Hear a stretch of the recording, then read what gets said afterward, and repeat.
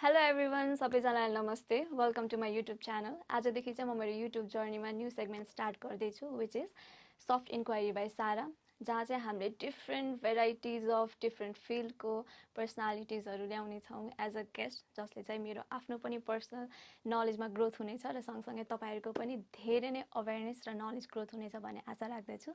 So आजको मेरो first एपिसोडमा मेरो फर्स्ट गेस्ट हुनुहुन्छ नेपालकै top notch incredible renowned respectful dermatologist who has 20 years of experience and still ongoing.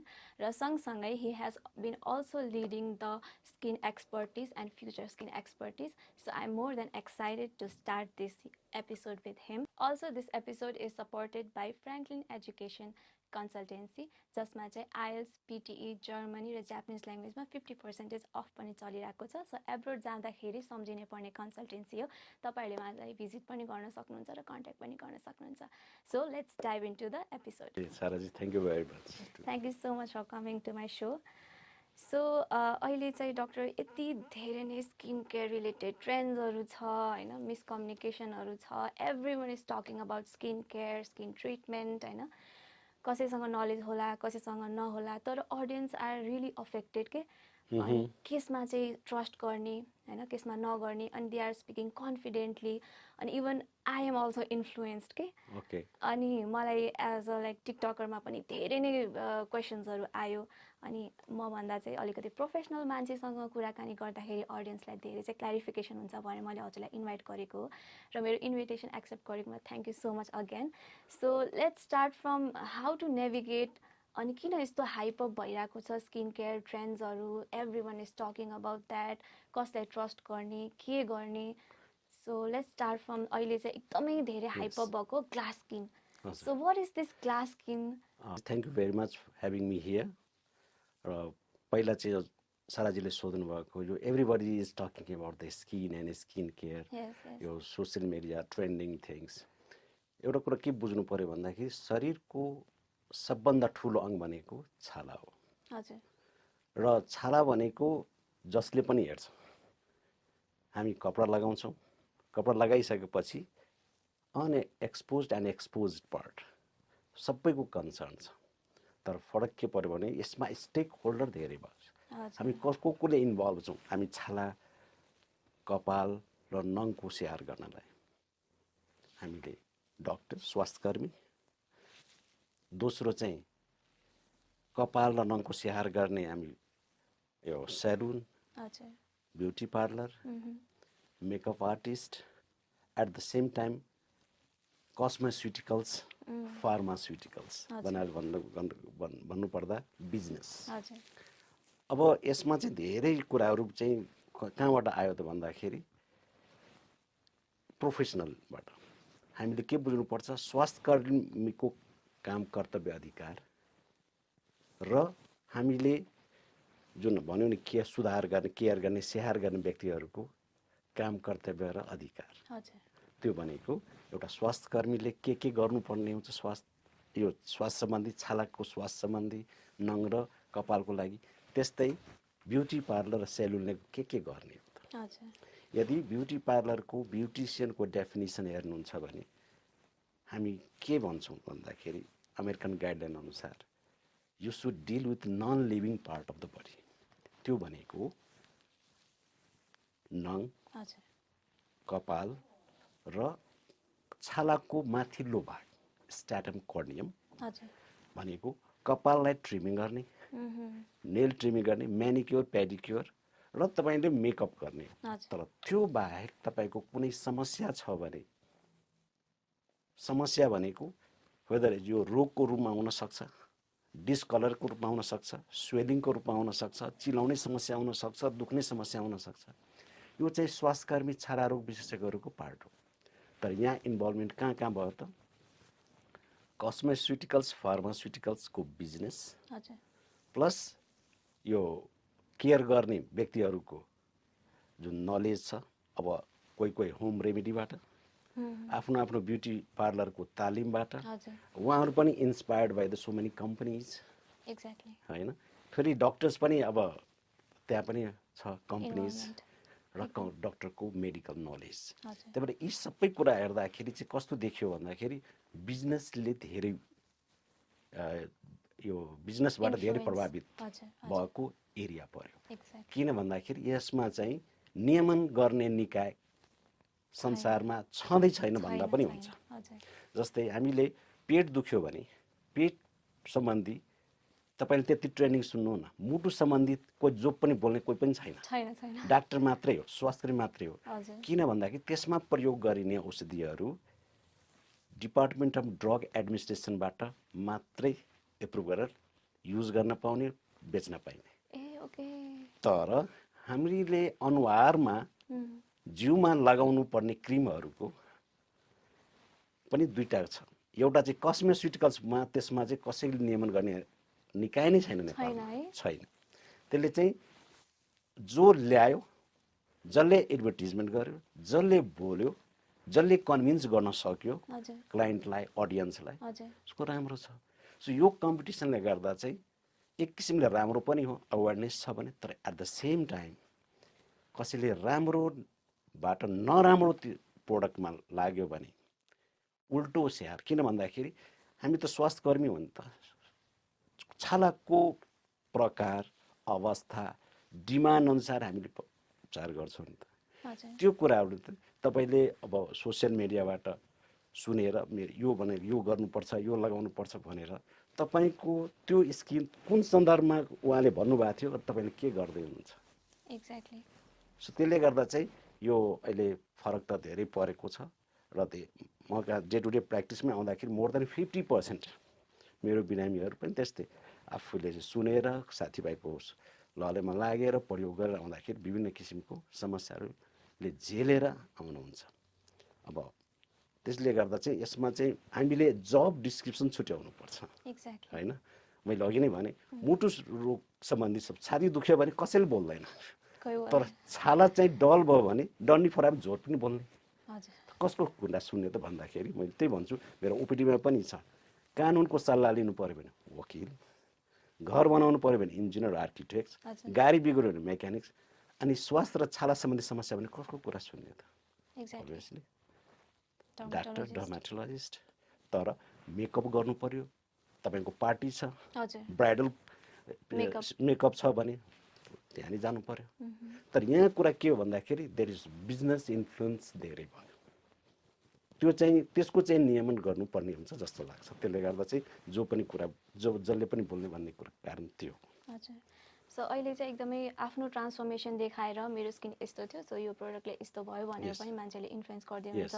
But people don't know कि सबैको स्किन टाइप डिफ्रेन्ट हुन्छ, उहाँको आफ्नो लाइफस्टाइल डिफ्रेन्ट होला। सो लाइफस्टाइलले पनि इफेक्ट गर्छ। एक्ज्याक्टली, जस्तै साराजीले भन्नुभयो नि ग्लास स्किन। सी ग्लास स्किनको ट्रेन्ड कहाँबाट आयो? मैले आजभन्दा 10 वर्ष अगाडि डाक्टर साहब मेरो छाला कस्तो हुन्छ होला, मैले उपचार गरिसकेपछि मैले भन्थेँ तपाईँले ऐना हेर्ने होइन, तपाईँलाई ऐना हेर्छ। त्यो भने के त, ऐना हेर्दाखेरि, सिसा हेर्दाखेरि न कुनै दाग हुन्छ, होइन, चम्किलो हुन्छ, फ्लोलेस हुन्छ। सो त्यस्तो स्किन भनेको अब यो अहिले हेर्नु भने ग्लास स्किन भन्ने वर्ड कहाँबाट आयो? के वर्ड भन्छ? कोरियाबाट। अब हेर्नुहोस् ट्रेन्ड कहाँबाट आयो? हामीले नेपालमा पहिला बलिउड हलिउड मात्रै हेर्थ्यौँ।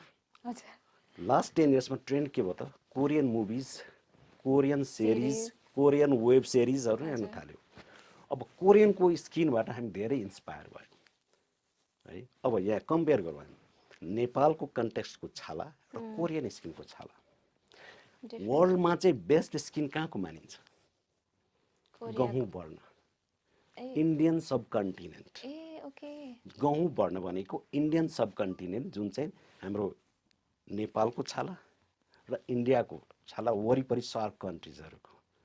किन भन्दाखेरि त्यसमा हामीले चाहिँ गहुँ वर्ण, यो भनेको mixture of white skin and black skin. यसमा चाहिँ के हुन्छ, यो के फरक छ त? व्हाइट स्किन र ब्ल्याक स्किन। ब्ल्याक स्किन भनेको हाम्रो ब्ल्याक स्किन भनेको हाम्रो शरीरमा छालालाई जोगाउनको लागि बढी तत्त्व हुन्छ। त्यो तत्त्व भनेको मेलानिन। एक्ज्याक्टली। तर व्हाइट स्किनमा मेलानिन कम हुन्छ।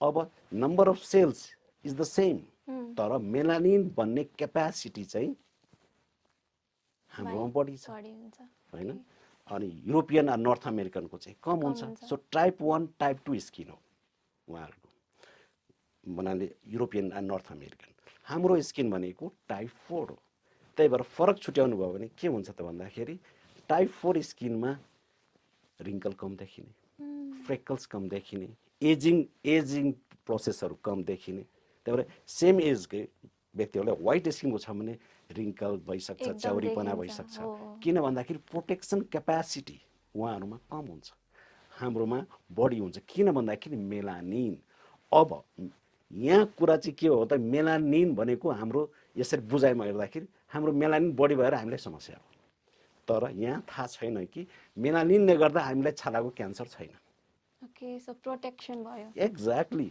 सो अल्ट्रा भायोलेट रेजलाई जोगाउने भनेको मेलानिन हो विदेशमा सबभन्दा बढी क्यान्सर भनेको छालाको क्यान्सर सुन्नुभयो एभ्री 3 months 6 monthsमा होल फ्यामिली भिजिट गर्छन् डर्मेटोलोजिस्टलाई हाम्रो नेपालमा त्यति मेरो बिजी प्र्याक्टिस छ दिनको अलमोस्ट 100 भन्दा बढी हेर्छु म त्यसो भए क्यान्सर मैले रेयरली महिनामा एउटा दुईटा हेर्छु म हामी खासै सुन्दैनौं नेपालमा स्किन क्यान्सर त्यति छैन अब हामीले जहिले पनि ग्लास स्किनको के कुरा हो त भन्दाखेरि हामी त सोशल मिडियामा पनि त्यही कोरियन हेर्छौँ वेबसाइट पनि त्यही हेर्छौँ हामीले कोरियन प्रोडक्ट पनि धेरै सुने होला अब कम्पेयर गरौँ हामी कोरियन स्किन अनि नेपाली स्किन कोरियन स्किन भनेको इस्ट एसियन स्किनमा पर्छ उहाँहरूको body white and yellowish body छ येलो स्किन हुन्छ अनि हामी अर्को कुरा के कम्पेयर गर्नुपर्छ उहाँहरूको जिन हाम्रो जिन उहाँहरूको क्लाइमेट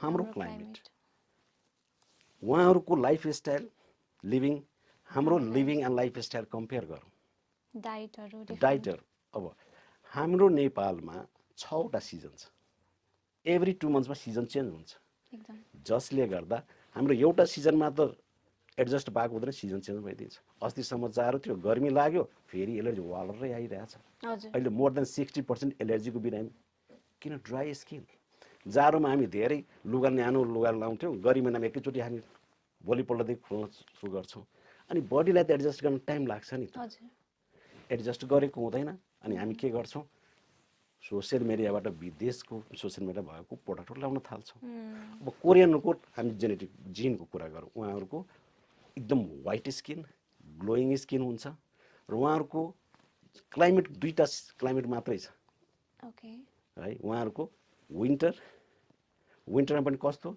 ड्राई विन्टर हुन्छ अनि समर छ हाम्रोमा हेर्नुहोस् त 6 वटा सिजन छ कि छैन अरू कुरा रिजनल भेरिएसन हेर्नु न तराई पहाड हिमाल तराई मान्छेको हाई ह्युमिड कालो स्किन हुन्छ मिड यो पहाडमा चाहिँ मिक्सर हुन्छ अनि हिमालमा चाहिँ व्हाइट हुन्छ हामीले आफ्नै हिमालको व्यक्तिहरूको छाला हेर्दैनौँ हामी बाहिरको हेर्छौँ होइन अब कोरियन स्किनको अब लाइफस्टाइलको कुरा गरौँ उहाँहरू धेरै हामी जति नेपालीहरू हाम्रो बाध्यता होला हाम्रो रिसोर्सको कुरा गर्ने भने हामी आउटडोर बढी काम गर्छौँ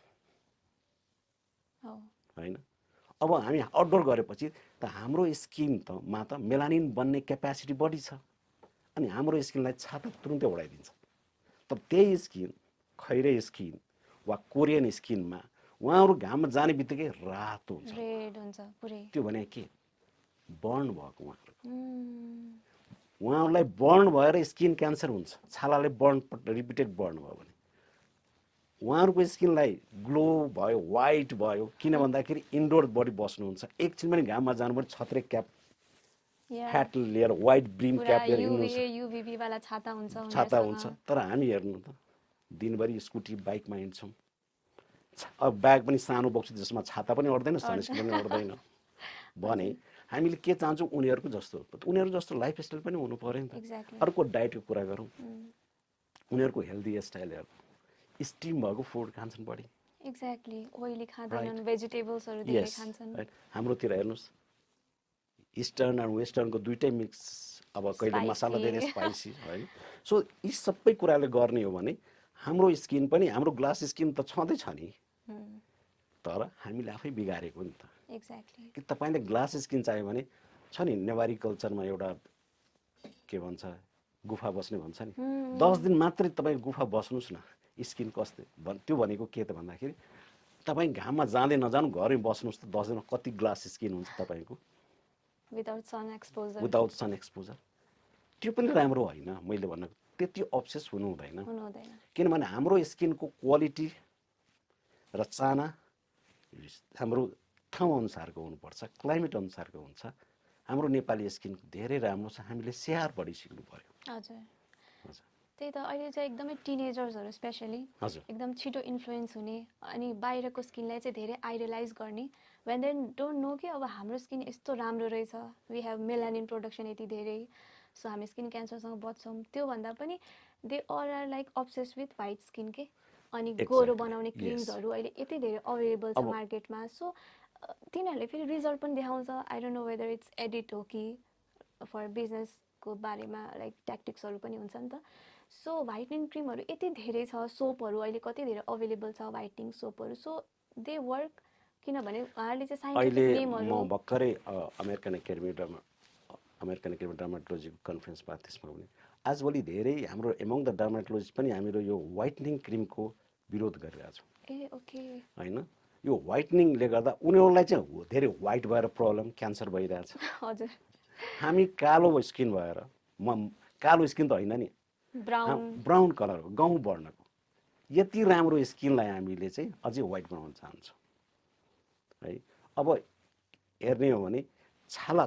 तलको छालाको लेयर माथि आउनलाई 3 हप्ता लाग्छ भन्न खोजेको epidermal turnover time is 3 to 4 weeks तपाईले कुनै केयर आजदेखि सुरु गर्नुभयो any treatment you cannot expect improvement in 3 weeks less than 3 weeks किन भन्दाखेरि तपाईको माथिको छाला पो ड्यामेज भइसक्यो त नयाँ छालालाई आउनको लागि त टाइम लाग्यो नि त तपाईले बिउ रोप्नु भयो बिउलाई जर्मिनेट हुन फर्स्ट आउनको लागि त टाइम लाग्छ नि त मानौ मैले स्किन ड्यामेज छ मेरो एलर्जी छ भने मैले क्रिम लगाउन थाल्छु तर केही सुधार त हुन्छ तर पुरै निको हुनलाई एटलिस्ट 3 weeks लाग्छ सिमिलरली डन्डीफोरको उपचार मैले आजदेखि सुरु गरेँ भने एटलिस्ट 3 हप्तापछि बल्ल इम्प्रुभमेन्ट देखिन्छ त्यस्तै व्हाइटनिङ मैले के भने माथिको छालालाई तपाईले व्हाइट बनाउनु छ भने तपाईको नर्मल क्रिमहरु लगाउनु भयो भने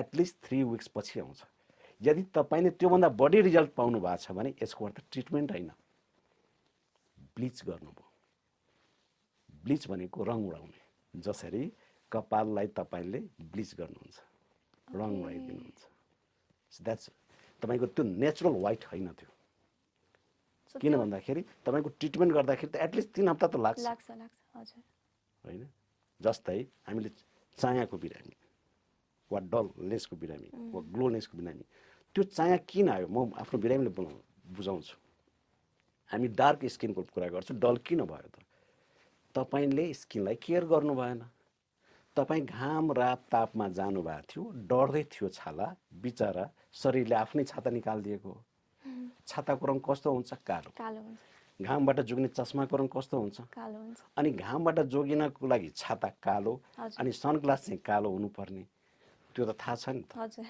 त्यो किन भएको कालो रङले घामलाई रापलाई छेक्छ अब यही कुरा अनुहारमा जोड्नु भयो भने ट्यानिङ कहाँ हुन्छ सबभन्दा उठेको भागमा एलिभेटेड एरियामा अनि घाम कहाँ लाग्छ बढी डाँडामा कि बेसीमा डाँडामा सो अनुहारको डाँडा कुन कुन हो त उठेको भाग नाक चिक एरिया र फ्रन्टल एरिया सो त्यो भागहरुमा घाम राप ताप बढी परेको हुनाले त्यो एरिया ट्यान हुन्छ त्यो एरियामा फ्रेकल्स बढी हुन्छ त्यो एरियामा चाया आउँछ ओके सो यो कुनै पनि black pigmentation is not a disease त्यो दुख्ने हैन पोल्ने हैन त्यो त बडीको प्रोटेक्टिभ मेकानिजम हो डिफेन्सिभ मेकानिजम एक्ज्याक्टली ओके त्यही भएर यस्तोमा एरियामा नै हुन्छ नि प्राय जसो इलाजमा अब यदि तपाईले मन परेको छैन भने त्यो किन आयो सेन्सिटिभ त्यो किन त्यसलाई पो उपचार गर्ने हो त जस्तै सेन्सिटिभ भयो अरु मान्छे दिनभरि खेती किसानी गर्ने मान्छे दिनभरि काम घाममै हुन्छ चाया आएन त हैन जस्तै मेरो क्वेशन भनेको जो मान्छे खेती किसानी छ हिमालमा बस्ने मान्छेलाई सबैलाई त चाया छैन त दिनभरि घाममै छ त भने तपाई काठमाडौँमै बस्ने व्यक्तिलाई चाया पोतो किन बढी आयो त it's called something wrong in the practice. के गर्नुभयो तपाईँकै घरमा भनौँ न लोवर मिडल क्लास वा लोवर क्लासको मान्छेहरू छ त, गोरी मान्छेहरू, तपाईँ गाउँकै मान्छेमा हेर्नु जसले केही गर्दा उसको कति व्हाइट स्किन हुन्छ। एक्ज्याक्टली। तर काठमाडौँ सहरतिर आउने बित्तिकै किन चाया बढी? किन भन्दाखेरि there is something wrong in the practice. So skin care चाहिँ एक्ज्याक्टली स्किन केयरले गर्दा सेन्सिटिभ भयो। तपाईँको छालाको लेयर तपाईँले निकालिदिनु भयो वा चाँडै डढ्ने रहेछ। चाँडै डढ्ने किन भयो त? तपाईँको जुन प्र्याक्टिस मिलेन। अनि त्यो प्र्याक्टिसले गर्दा तपाईँले 10 मिनटमा 1 घन्टामा डढ्नुपर्ने छाला 5 मिनटमै डढ्दो रहेछ। त्यही भएर मेन चाहिँ हामीले प्र्याक्टिस सिक्नु पर्यो। त्यो कुरा प्र्याक्टिस भने के त? बिहानदेखि बेलुकासम्मको रुटिन के हो? त्यो साइन्सको आधारमा हुनु पर्यो, नट इन द सोसियल मिडियाको आधारमा, नट द बिजनेसको आधारमा। अब कसको कुरा सुने? अघि नै भनिसकेँ मैले, हाम्रो साइन्सले के भन्छ त? So what is the basic skin care routine जुन सबैले नर्मल स्किन टाइपले फलो गर्नुपर्ने? यो हामी सबैले गरिरहेको कुरा हो। जस्तै तपाईँ हामीको जन्म हुँदाखेरि के गर्थ्यौँ? हामी सिम्पल, हामी जन्मिँदाखेरि के गर्थ्यौँ? मुख धुने। होइन, मुख धुने त पछि आयो त होइन। हामी सानो बच्चा जन्मिँदाखेरि के गर्छ त? तेल लगाइदिन्छौँ। नुहाएपछि तेल लगाउँछ, मसाज गर्छ। वाइली बनाउने वाइलीनेस त्यो किन? स्याहार हो। नुहाउने बित्तिकै तेल लगाउनु पर्यो। फुल कपडा लगाउँछौँ बच्चालाई। हामीहरू प्यारेन्ट्सले त ब्रस गर्न पो सिकाएको त, आँखा धुन पो सिकाएको त। अब सुतेर उठ्ने बित्तिकै हामी के गर्छौँ? अब यहाँ मर्निङ टु इभिनिङको सेड्युलको कुरा गरौँ है। हामीले सुतेर उठ्ने बित्तिकै हामी के गर्छौँ? नर्मली साइन्सले के भन्छ? साइन्सले के भन्छ त? हाम्रो शरीरको बडीको प्रोटेक्टिभ मेकानिजम एकदम स्ट्रङ छ। आँखालाई सुरक्षा गर्नको लागि के गर्नुहुन्छ? केही खर्च गर्नुभएको छ? केही गर्नु पर्दैन। आँखाभन्दा मूल्यवान केही छ? छैन। नहेर्नुहोस्, के खर्च गर्नुभएको छ? पानीले धुनु भएको छ त? दाँतलाई मुखलाई स्याहार गर्नलाई के खर्च गरेका छौँ? बुवा आमाले टुथब्रस गर्न सिकाएको हामीलाई। अब अनुहारको स्याहार गर्न के सिकाएको हाम्रो बुवा आमाले? पानीले मुख धुन होइन होइन। यो कुरा सबै फ्यामिलीमा म सोध्छु, हामी केले मुख धुनुपर्छ? मैले भने तपाईँले के मनपर्छ? म त फेस वास क्लिन्जरले गर्छु। अनि त्यो ठिक छ, तर किन? म लजिक सोध्छु। तपाईँको रात सुतेर उठ्ने बित्तिकै बिहानै फोहोर कसरी भयो? पानीले जाँदैन। पानीले त जाँदैन। अनि मेरो अर्को क्वेसन हुन्छ, आँखा केले धुन्छौँ? पानीले। खाना खाएपछि कुल्ला केले गर्छौँ? पानीले। शरीरको सबभन्दा टोयलेट केले पखाल्छौँ हामी नेपाली? पानी। जाने रहेछ त। न यो भनेको होइन कि गर्दै नगरौँ। साँच्ची नै फोहोरै भयो अथवा तपाईँले मेकअप गर्नुभयो होइन, तपाईँले मेकअपको कुरामा पछि सायद सोध्नुहुन्छ होला। मेकअप गर्नुभयो त्यस्तो अवस्थामा त क्लिन्जर त गर्नै पर्ने हुन्छ। तर मेकअप क्लिन्जर गर्नुभयो वा क्लिन्जर गरिसकेपछि फेसवास गरेपछि त्यसपछिको स्याहार के त? मोइस्चराइजर लगाउनु पर्यो, तपाईँले सनस्क्रिन लगाउनु पर्यो। त्यही भएर यदि तपाईँले धेरै केमिकलहरूको एक्सपोज गर्नुभयो भने स्किन त सेन्सिटिभ हुन्छ। म भन्छु जति साबुनले हात धुनुभयो, हात सुक्खा हुन्छ कि नै? तपाईँ एक दिन चाहिँ तातो पानी मिची नुहाउनुहोस् न, स्किन कति सुक्खा हुन्छ? एकदम ड्राई हुन्छ। अब ड्राई भने के हो त? जमिन सुक्खा भयो भने के हुन्छ? क्र्याक हुन्छ कि हुँदैन? हो, त्यो क्र्याक भने के हो? जसरी जमिन क्र्याक भयो त्यहाँ सर्प किराहरू भित्र पस्छ। त्यस्तै हाम्रो छाला पनि क्र्याक भयो भने के हुन्छ त? त्यो क्र्याकहरूबाट बाहिर तत्त्व, इन्भाइरोमेन्टको तत्त्वहरू, केमिकल्सहरू, साबुनहरू भित्र पुग्छ अनि एलर्जी हुन्छ। त्यही भएर आजभोलि सबैले ब्रेकआउट इजिली भइरहेछ। यस, किन भन्दाखेरि तपाईँको स्किन सेन्सिटिभ बनाउनु भयो। किन? त्यति मात्रै होइन, हाम्रो शरीरमा चाहिँ बडीले आफ्नै मोइस्चराइजर निकाल्छ, आफ्नै सनस्क्रिन लगाउँछ, आफ्नै सनस्क्रिन निस्किन्छ। स्वेट ग्ल्यान्ड, हाम्रो पसिनामा तत्त्वहरू हुन्छ, एमाइनो एसिड्सहरू निस्किन्छ, पेप्टाइड्सहरू। ओके सेबेसियस ग्ल्यान्ड चिल्लोपना निकाल्ने ग्रन्थीमा व्याक्स एन्ड इस्टर्स हुन्छ, कोलेस्ट्रोलहरू हुन्छ। त्यो दुइटै मिक्स भएपछि बायोफिल्म लेयर हुन्छ, त्यसलाई भन्छ acid mental layer, acid mental concept, जसले के गर्छ बायोफिल्म लेयर भनेको हाम्रो छालालाई सुरक्षा दिन्छ, भित्री तत्त्वबाट भित्रीबाट निस्केको नराम्रो पार्टले बाहिर फाल्छ, चाहिने तत्त्वलाई राख्छ, सेल्फ नै गर्छ। त्यही भएर तपाईँको फ्यामिलीमा हेर्नुभयो होला यो कसले केही गर्दैन, लाइक माई ब्रदर, यस केही गर्दैन, यस ल हेर्नुहोस् उहाँको स्किनमा ग्लो हेर्नुहोस्, फेस कम्पेयर गर्नुहोस्, किन भन्दाखेरि उहाँहरूको जिउबाट निस्केकै मोइस्चराइजर र सनस्क्रिन पुगिरहेछ। हामी के गर्यौँ त आफ्नै जिउको निस्केको मोइस्चराइजर सनस्क्रिनलाई पखालिदियौँ बिहान बिहान, त्यसलाई पखालेपछि त हामीले माथिबाट दिनु पर्यो नि त, पखाल्ने बेलामा चाहिँ पखालिदिनु भयो, त्यसपछि फेरि केयर गर्न सक्नु भएन। सो त्यसमा केयर गर्नुभयो। यो म फेस वासको एगेन्स्टमा होइन कि, म चाहिँ तपाईँले गर्नुभएको छ त्यो अनुसारको मेन्टेन पनि गर्नु पर्यो होइन। त्यति मात्रै होइन, फेस वास गर्दाखेरि के हुन्छ भन्दाखेरि हाम्रो छालामा रहेको नर्मल कमन सेल्स तपाईँ भन्नु नि ब्रेकआउट निस्किन्छ। जसरी जति मुख धुनुभयो, मुख दिनको 10 चोटि धुनुहोस् त ब्रस गरेर, के हुन्छ, वा पानीले धुनुहोस् त, वा गार्गल गरेर घाँटी दुखेकोलाई गर्नुहोस् त, के हुन्छ, मुखमा घाउ हुन्छ, जिब्रोमा घाउ हुन्छ। किनभने बडीको कमन सेल किटाणुहरू हामीलाई चाहिने किटाणु पनि राम्रो हुन्छ, त्यसलाई भन्छ सिम्बायोटिक ब्याक्टेरिया, त्यो मर्छ अनि त्यसपछि के हुन्छ ब्रेकआउट। पीएच लेभलहरु पनि, यस मैले पीएच लेभल इम्ब्यालेन्स कसरी हुन्छ मैले अघि नै भने नि त, त्यो लेयर पखालेपछि त्यसले गर्दा। त्यही भएर आजभोलि सबैको स्किन सेन्सिटिभ हुने कारण त्यो, किन भन्दाखेरि हामीले लेयरै एउटा ड्यामेज गर्छौँ। अब ड्यामेज गरिसकेपछि त्यसको स्याहार पनि गर्नु पर्यो। सो त्यो स्याहार गर्ने तरिका फेरि नमिल्दाखेरि किन तपाईँको जुन फेस वास बिहान वा क्लिन्जर गर्नुभयो त्यसपछि के गर्नु पर्यो, मोइस्चराइजर लगाउनु पर्यो। अब यहाँ हेर्नुहोस् न, फेस वास गर्नु, क्लिन्जर गर्नुभयो, त्यसपछि त्यसमा चिल्लोहरू पखाल्दिनु, त्यसपछि तपाईँ टोनर लगाउनुहुन्छ। What is toner? What is toner? जुन पखाल्नुभयो त्यसलाई फेरि रिटेन गर्दै हुनुहुन्छ, त्यसपछि मोइस्चराइजर भन्नुहुन्छ, त्यसपछि सनस्क्रिन भन्नुहुन्छ। सो यो के भन्दा तपाईँको सिरिज बढ्दै गयो नि त।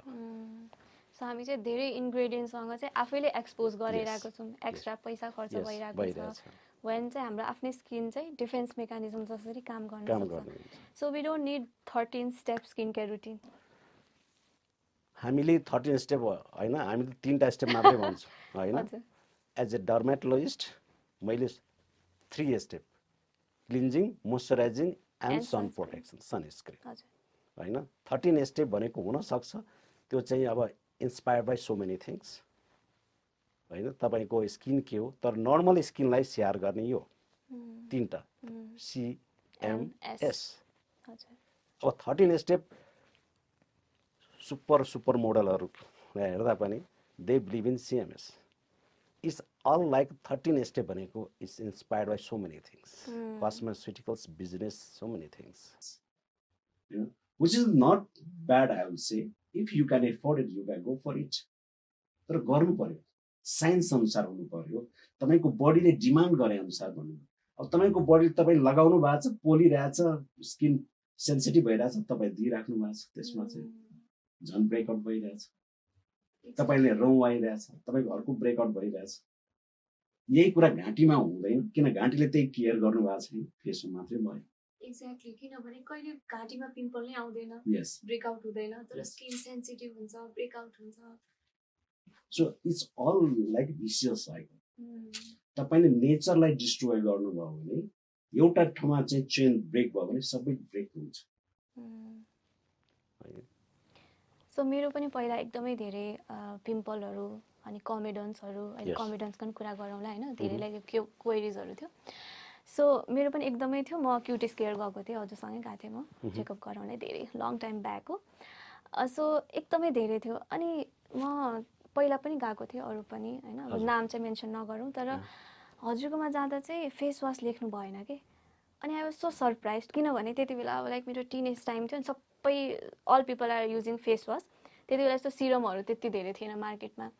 अनि फेस वास नदिँदा चाहिँ मलाई कस्तो ल किन दिनु भएन भन्ने चाहिँ भएको थियो। बट त्यसपछि कहिले कस्तो चाहिँ अब लाइक लेमेन मान्छेले अर मम्मीहरूलाई पनि कति कुरा थाहा हुन्छ भने जस्तो कि अननोइङली। अनि उहाँले चाहिँ अनि धेरै छालालाई सेन्सिटिभ बनाउने होइन, धेरै घोटे भने पनि छाला पातलो हुन्छ भने उहाँले लेमन ल्याङ्ग्वेजमा मलाई बुझाउनु भयो कि अनि आई सुड ट्रस्ट डक्टर भनेर। सो मैले त्यसरी नै गरेँ। सो अहिले चाहिँ कस्तो छ भने स्किन ब्यारियर ड्यामेज भनेर पनि एकदमै धेरै नै यो यस्तो धेरै ट्रेन्डमा छ कि सबैको स्किन ब्यारियर ड्यामेज। अनि त्यो ड्यामेजलाई इम्प्रुभ गर्नलाई फेरि अरू 10वटा प्रडक्ट्सहरू थप्यो अनि त्यो सबै फेरि सुट गर्छ भन्ने त छैन। अनि त्यसपछि फेरि त्यसको रिप्लेसमा अर्को, त्यसको रिप्लेसमा अर्को। So they like ten to buy so many things के। अनि त्यसले फेरि स्किन सेन्सिटिभ बनायो अनि एट द एन्ड जानुपर्ने डरमाकोमै हो। सो वाइ नट अगाडि नै एक्ज्याक्टली जसरी अघि भन्नुभयो मैले पटक पटक भन्दैछु तपाईँले फेस वास धेरैजना बिरामीहरू मसँग धेरै एनोइड भएर निस्किनुहुन्छ। यो कस्तो होला, सबैले फेस वास दिन्छ, डाक्टरले दिनुहुन्न। आई एम नट मैले अघि I am not against of this. तपाईँले चित्त बुझेन भने तपाईँ गर्न सक्नुहुन्छ, तर मेरो प्र्याक्टिस एकचोटि गरेर हेर्नुहोस् न त। होइन गर्नै पऱ्यो भने माइल्ड क्लिन्जर गर्नुहोस्, यस इट्स भेरी जेन्टल गर्नुहोस्, तर बुझ्नु पऱ्यो कसरी फेस वास गर्ने। कोभिडको बेलामा यति हातको मोटो छालालाई सेनिटाइज गर्नलाई साबुनले कति मिनट हामी हात धुन्थ्यौँ? 20 सेकेन्ड, 20 सेकेन्ड। अनुहारको जस्तो छाला सेन्सिटिभ स्किनलाई धुनलाई कति मिनट? अहिले त यो ओइल क्लिन्जिङ 5 मिनट्स 10 मिनट्ससम्म पनि। इमेजिन गर्नुहोस् त oh my god what will happen यदि तपाईँको हातलाई चाहिँ त्यहाँ भएको कीटाणु र केमिकल्सलाई तपाईँको 20 सेकेन्डमै वास्ट अफ हुने रहेछ, अनुहारले कति second? Less than 10 second is enough. तर हामी के गरिरहेछौँ? लगाएर ऐनामा हेर्दै म्युजिक अन गर्दै डिस्को डान्स गर्दै, जसले गर्दा के भइरहेछ त भन्दाखेरि छालाको लेयर तपाईँ जति मार्नु त्यति छालाको लेयर त गइरहेछ। So my momo was right यो कुरामा चाहिँ। यस होइन, अनि तपाईँको सुट गरिरहेछ भने गर्नुहोस्। होइन म भन्ने गर्छु होइन, तपाईँको साँच्चै नै फोहोर भयो, तपाईँले मेकअप गर्नुभएको छ, यु हेभ टु वास। तर मेकअप गर्ने तरिका पनि आउनु पर्यो। एक्ज्याक्टली तपाईँले सोध्नु चाहिँ म भन्छु मेकअप गर्ने तरिका पनि। किन भन्दाखेरि मेकअप भनेको आजभोलि यस्तो एडरेन्ट हुन्छ कि यसरी टाँसिने हुन्छ कि फेभिकलले टाँसे जस्तै। अहिले त वी युज सेटिङ स्प्रे जो चाहिँ मेल्ट होस्, स्टिक भएर बसोस् लाइक लङ टाइम सम्म। हेर्नुहोस् त अब त्यसले गर्दा के हुन्छ भन्दा तपाईँ त्यो धुनलाई हेर्नु त जात्रा हुन्छ, अर्को जात्रा। डबल क्लिन्जिङ ट्रिपल क्लिन्जिङ गर्नुपर्छ जाँदै जाँदैन। त्यसपछि स्किन त सेन्सिटिभ हुनै भयो। सेन्सिटिभ भएपछि तपाईँले के गर्नु पर्यो? केयर गर्नु पर्यो। Take 2-3 days break. त्यही भएर हामी के भन्छौँ, makeup is not meant for every day. तपाईँलाई छालालाई सास फेर्न दिनुहोस् न बिचरा, होइन? किनभने तपाईँले एकचोटि मेकअप गर्नुभयो भने त्यसको चाहिँ डबल क्लिन्जर ट्रिपल क्लिन्जर सबै गर्नुभएको छ भने छालाको लेयर त ड्यामेज भयो त। Weight couple of days, care गर्नु पऱ्यो, मोइस्चराइजिङ गर्नु पऱ्यो, सनस्क्रिन जोगिनु पऱ्यो, है एकदम मोइस्चराइजर 3 चोटि 4 चोटि लाउनु पऱ्यो। एलर्जी छ भने डक्टर कहाँ जानुहोस्, त्यहाँसम्म उपचार गर्नु हुनसक्छ, त्यहाँ चाहिँ एन्टी एलर्जिक कुराहरू दिन सक्नुहुन्छ उहाँले। तर मेकअप गर्नुभन्दा अगाडि के गर्नु पऱ्यो त? हाइड्रेट गर्नु पऱ्यो, मोइस्चराइजर गर्नु पऱ्यो, सनब्लक लगाउनु पऱ्यो, त्यसमाथि मेकअप गर्ने कोसिस गर्नुहोस्। त्यसले के गर्छ त? बेरियरलाई इन्ट्याक्ट गर्छ। तपाईँले लाउनु भएको कस्मेटिक मेकअप प्रोडक्टहरू केमिकलहरू तपाईँको छालामा टाँसिन दिँदैन। सो सुरुमा चाहिँ स्क्रिन प्रेप गर्नु पर्यो, यस, त्यसपछि चाहिँ मेकअप गर्नु पर्यो। सो आई अल्सो हर्ड कि यो नन कमेडोजेनिक भन्ने कुरा पनि मैले यो हजुरकोमा गएर मैले सुरुमा थाहा पाएको। त्यति बेला त यस्तो धेरै स्किन इन्फ्लुएन्सर्सहरू अरू यस्तो धेरै एक्सपोजर थिएन। अहिले everyone's talking about skin care होइन। सो त्यति बेला चाहिँ हजुरले मलाई कमेडोजेनिक कुरा र नन कमेडोजेनिक भन्नुभएको थियो कि। सो नन कमेडोजेनिक प्रोडक्टहरू लगाउनुपर्छ अब त्यति बेला टिनेज टाइममा। सो पार्लरमा अरू जस्ट नराम्रो भन्न खोजेको होइन, बट देन कस्तो भने नन कमेडोजेनिक कुराहरू पनि बेचिराख्नुहुन्थ्यो र त्यो लगाइन्थ्यो कि। सो मलाई त्यति बेला लजिक त मैले सोधिनँ, मलाई थाहा भएन होइन। बट जब मैले नन कमेडोजेनिक प्रोडक्टहरू लाउन थालेँ मलाई एकदम इजी भयो कि। So what is this comedogenic non comedogenic चाहिँ के हो यो? सो कोमेडोन भनेर वाट इज कोमेडोन? कोमेडोन भने के हो भन्दाखेरि हाम्रो शरीरमा चिल्लोपना निकाल्ने ग्रन्थि सबभन्दा बढी हुने भनेको अनुहार, ढाड र छाती। हजुर। अनि 15 देखि 25 वर्षमा हाम्रो शरीरको वृद्धि विकास हुनको लागि हर्मोन चाहिन्छ। त्यसमध्ये सबभन्दा बढी चाहिने हर्मोन भनेको एन्ड्रोजेन्स, जसले चिल्लो धेरै निकाल्छ अनुहारमा, ढाडमा, छातीमा। अनि चिल्लो धेरै निस्किँदाखेरि चिल्लो निकाल्ने ग्रन्थीको मुख छरी कहिलेकाहीँ ब्लक भइदिन्छ। त्यो ब्लक भएपछि दाना निस्किन्छ। त्यो दानालाई कोमेडोन भन्ने हो। That is कोमेडोन। कोमेडोन दुई किसिमको हुन्छ, black comedone, white comedone. White कोमेडोनलाई व्हाइट हेड, ब्ल्याक कोमेडोनलाई ब्ल्याक हेड। है। So comedone is a part of वा प्रिकर्सर अफ एक्ने, पिम्पल्स, सुरुको अवस्था हो। अब तपाईले त्यो पार्ट, तपाईको चिल्लो धेरै निस्केर आएको हो नि त। हजुर। चिल्लो किन आयो? भित्रको इन्टरनल कुराले गर्दा आएको नि त। आयो। तर कहिलेकाहीँ तपाईको केयर, तपाईको लाइफस्टाइल, खानपिनले गर्दा, जङ्क फुड, एक्ज्याक्टली, तपाई जति कार्ब्स खानुभयो, गुलियो खानुभयो, है, वेट बढी भयो, पिरियडमा प्रब्लम भयो, पिसिओएस, हैन, त्यसले झन् चिल्लो निकाल्छ, वेट गेन बढ्दै जान्छ। वेट गेन भने के त? बोसो जम्ने जिउमा, अनि बोसो जति भयो त्यति सेक्रेसन बढी निस्किन्छ, जति निस्क्यो त्यति कोमेडोन बढ्दै जान्छ। अनि कोमेडोनलाई उपचार गर्नु भएन भने त्यसमा ब्याक्टेरियाको इफेक्ट हुन्छ, क्युटी ब्याक्टेरियम एक्ने, जसले चाहिँ त्यहाँ एक्ट गर्छ। अनि त्यो कोमेडोनमा चाहिँ एउटा इन्फ्लामेटरी प्रोसेस सुरु हुन्छ अनि रातो पिम्पल्स आउँछ। सो त्यो रातो पिम्पल्सलाई पनि उपचार गर्नु भएन भने दाग र खत बस्छ। सो कोमेडोन भनेको सुरुको अवस्था हो, जुन चाहिँ टिनेजर्समा बढी आउने हो। त्यो हुने बित्तिकै हामीले के गर्नुपर्छ त? कोमेडोलाइटिक ट्रिटमेन्ट गर्नुपर्छ। अब कोमेडोलाइटिक ट्रिटमेन्ट भनेको के त? भनेको एउटा हामीले यस्तो क्रिम दिन्छौँ जसले चाहिँ त्यो माथिको पोरलाई हटाइदिन्छ, ब्लकेज हटाइदिन्छ। ल त्यसको साथसाथै त्यहाँको रहेको सेबेसियस एक्टिभिटी, चिल्लोपना निकाल्ने ग्रन्थीको साइज घटाइदिन्छ, सेक्रिसन घटाइदिन्छ। त्यसको नाम हो रेटिनोइड्स ग्रुपको ट्रेटिनोइन, एजिलिक एसिड, त्यो हामी युज गर्छौँ, हैन?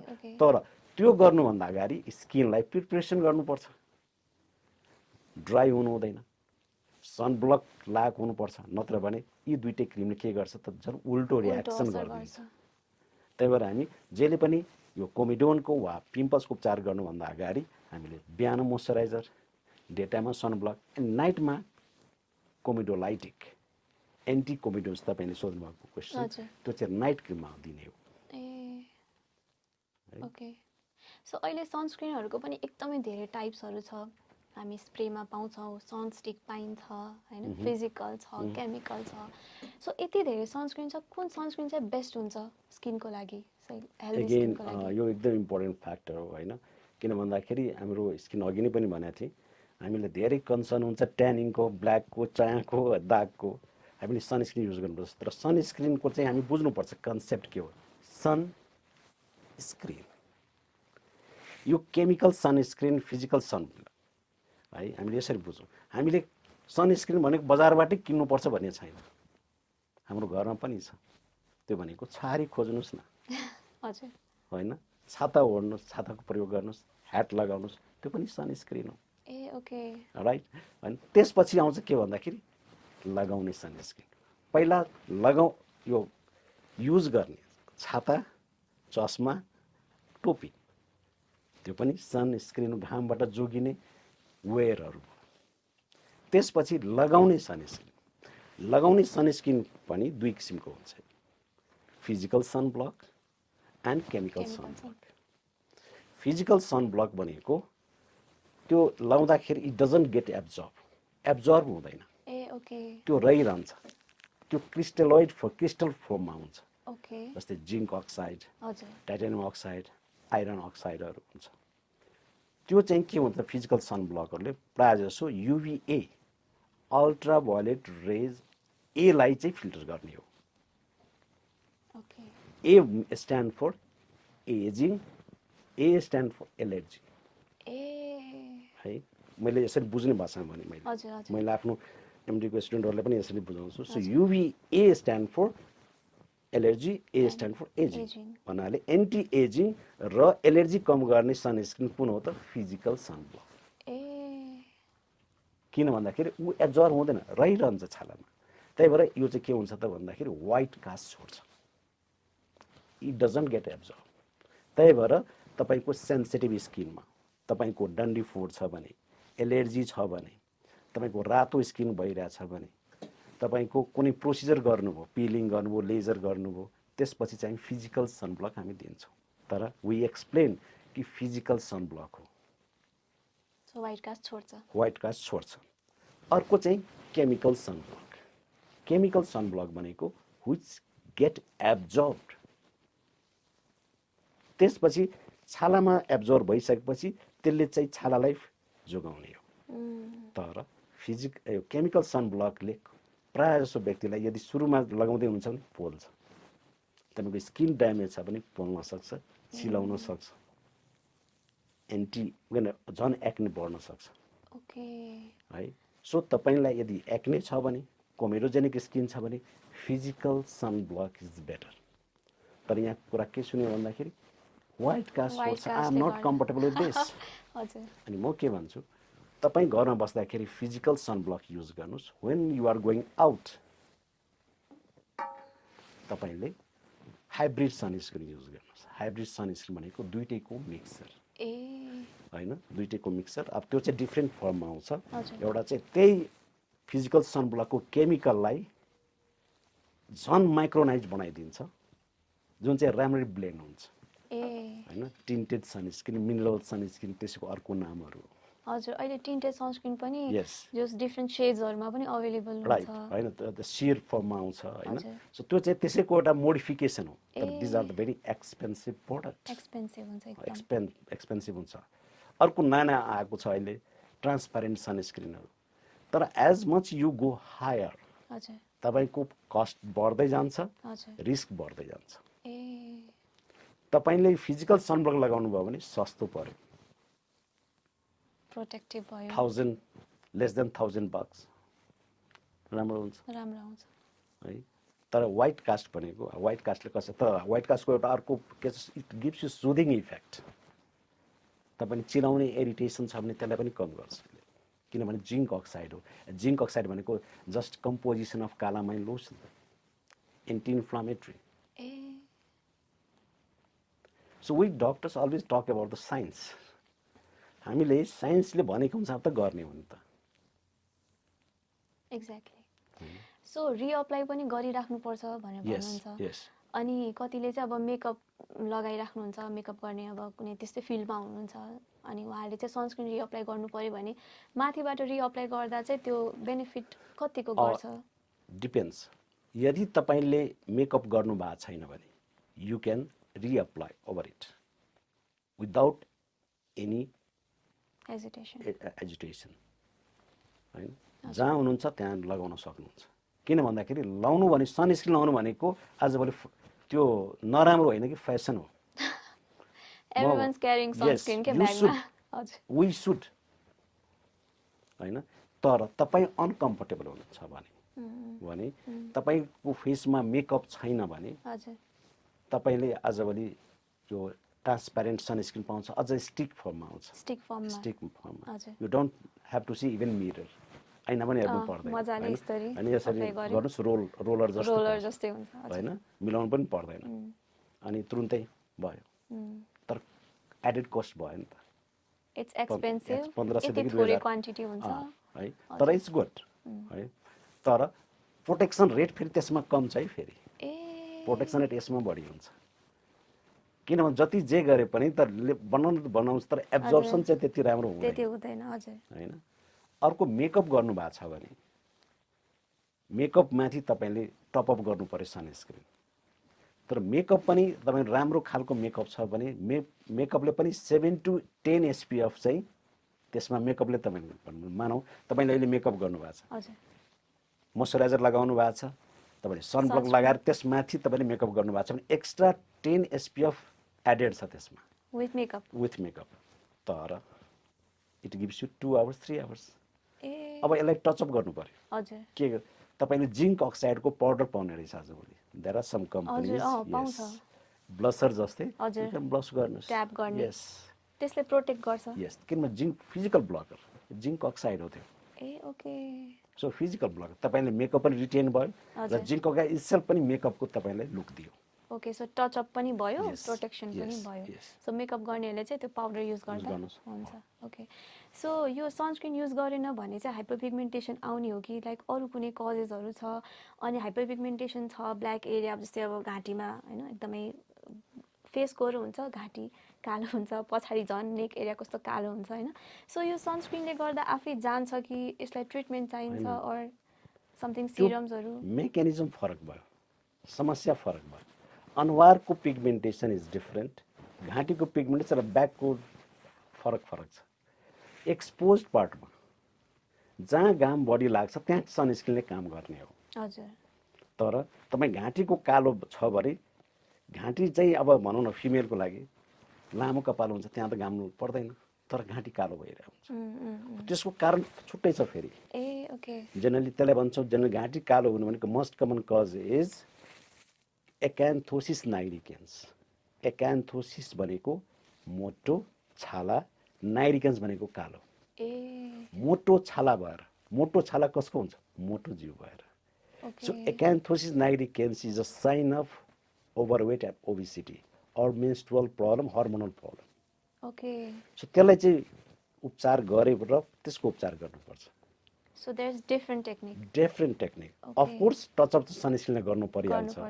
किन भन्दाखेरि त्यसमा चाहिँ हामी bleaching and pigmentation cream whitening cream दिन्छौँ. व्हाइटनिङ क्रिम दिने बित्तिकै हामीले सनस्क्रिन दिनै पर्छ.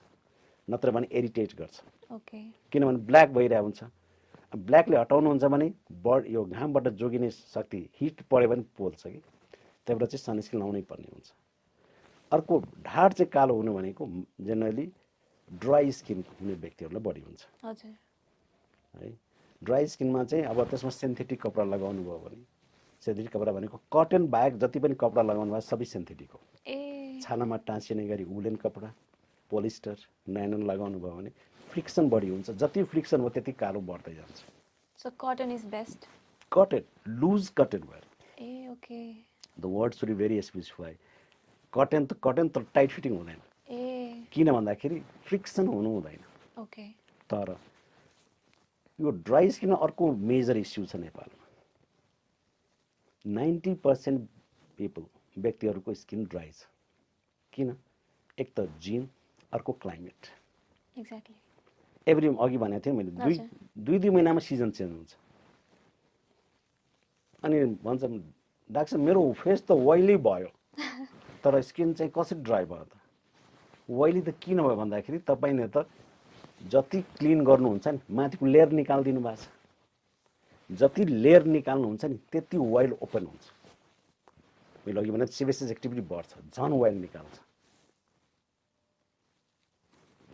आज फेस वास गर्नुस् दिउँसो फेस वास बेलुका युज गर्नुस् तपाईको एकछिन ओइली निस्किन्छ किन टु ओभरकम ड्राइनेस बडीको कम्पेन्सेटरी मेकानिजम अनि ओइली ग्ल्यान्ड जति एक्टिभ हो झन् ओइली भयो अनि ओइली ग्ल्यान्ड निस्किन थालेपछि के हुन्छ hypertrophy and proliferation of sebaceous gland चिल्लो निकाल्ने ग्रन्थीको साइज पनि बढ्छ सङ्ख्या पनि बढ्छ अनि अघि भने जस्तै कोमेडोनको जति चिल्लो निस्किन थाल्यो फेरि डनी फोर बढ्छ सो कोमेडोन बढ्छ सो हामीले कसरी थाहा पाउने हाम्रो स्किन टाइप के हो dry skin oily combination no this is not यो चाहिँ एकदम सिम्पल हो तपाईलाई चाहिँ ऐना हेर्दाखेरि तपाईको यसरी गर्दाखेरि चिल्लो आइरहेको चम्किलो छ भने ओइली भयो हजुर हैन अनि तपाईको ऐना हेर्दाखेरि ड्राई कतला कतला देखिरहेको छ भने ड्राई भयो हजुर नर्मल भयो भने अब तपाईको दुईटा पनि के पनि छैन सो कतिको चाहिँ सिजन कुनै सिजनमा चाहिँ ओइली हुन्छ कुनै सिजनमा ड्राई हुन्छ भनेर भन्नुहुन्छ के यस सो सिजनको हिसाबले पनि स्किन केयर डिफरेन्ट गर्नुपर्छ of course yes yes that's very important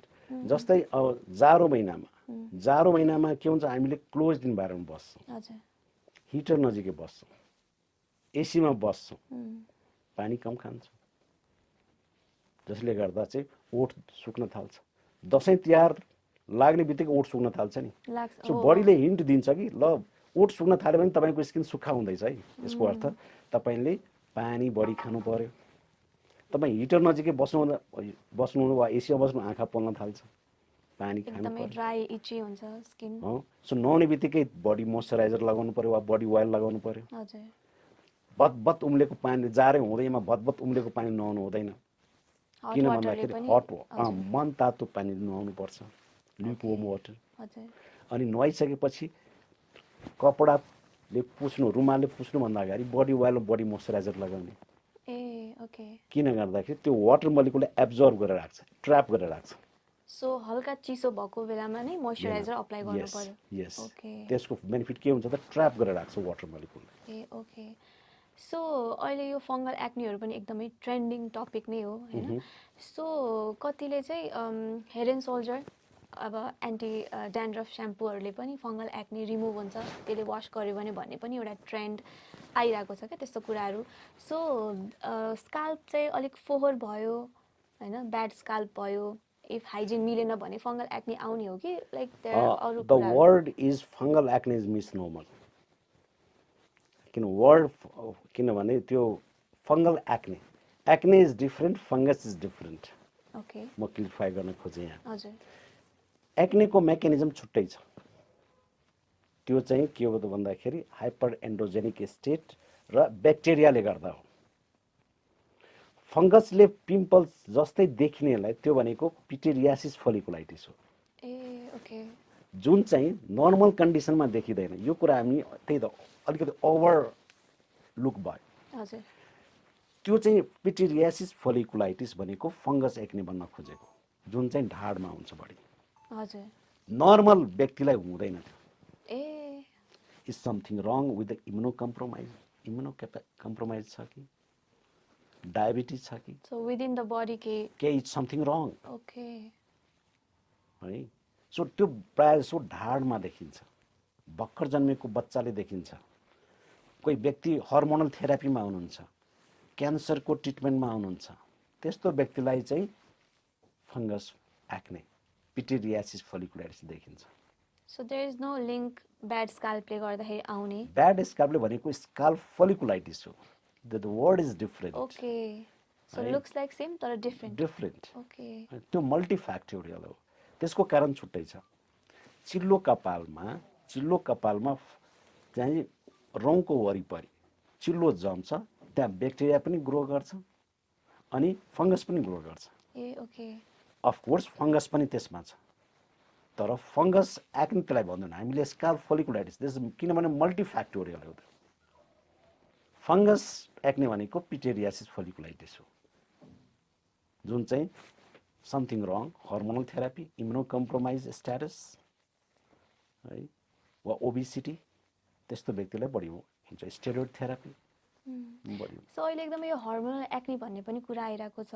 so what is this hormonal acne? अनि यो लाइक आफै हराएर जान्छ, हर्मोनहरू इम्ब्यालेन्स हुने, ब्यालेन्स हुने आफै नै हुन्छ कि like you have to see a doctor? एकदम इम्पोर्टेन्ट क्वेसन सोध्नुभयो साराजी। हो सबभन्दा पहिला बुझ्नुपर्ने हर्मोन एक्ने भन्दा पनि नर्मल एक्ने भने के हो होइन। एक्ने भल्गारिस, भल्गारिस भनेको कमनेस्ट, त्यो भने के हो? एडोलेसेन्सदेखि लिएर 25 वर्षमा आउने पिम्पल्सलाई एक्ने भल्गारिस भन्छ। ओके, द्याट्स नर्मल है, जुन चाहिँ तपाईँको फोरहेड, गालामा पनि आउन सक्छ। टिनेजर्सलाई हुन्छ होइन। जब टिनेजर्स भनेको जब मेललाई चाहिँ जुङ्गा दारी आउन थाल्छ र फिमेलमा चाहिँ जब पिरियड हुन थाल्छ, त्यो भनेको नर्मल हो। बडीको शरीरको वृद्धि विकास भइरहेछ भने बुझ्नुपर्छ। Okay, right. तर वन्स यु क्रस 25 त्यही पनि पिम्पल्स आइरहेछ, यसको अर्थ तपाईँले समथिङ रङ। पिम्पल्स चाहिँ तपाईँको 25 वर्षभित्रैमा आएर गइसक्नु पर्ने हो, नर्मल पिम्पल्स। हजुर। वन्स यु क्रस 25, तपाईँ 26 हुनुभयो, जति 40 इयर्ससम्म पनि 50 इयर्ससम्म पनि पिम्पल्स आइरहेको हुन्छ कसैले पेरिमेनोपजल, पोस्ट मेनोपजल। त्यो पिम्पल्स भनेको हर्मोनल। अब कस्तो खालको हर्मोनल? इदर कुड बी पिरियडको समस्या, थाइरोइडको समस्या।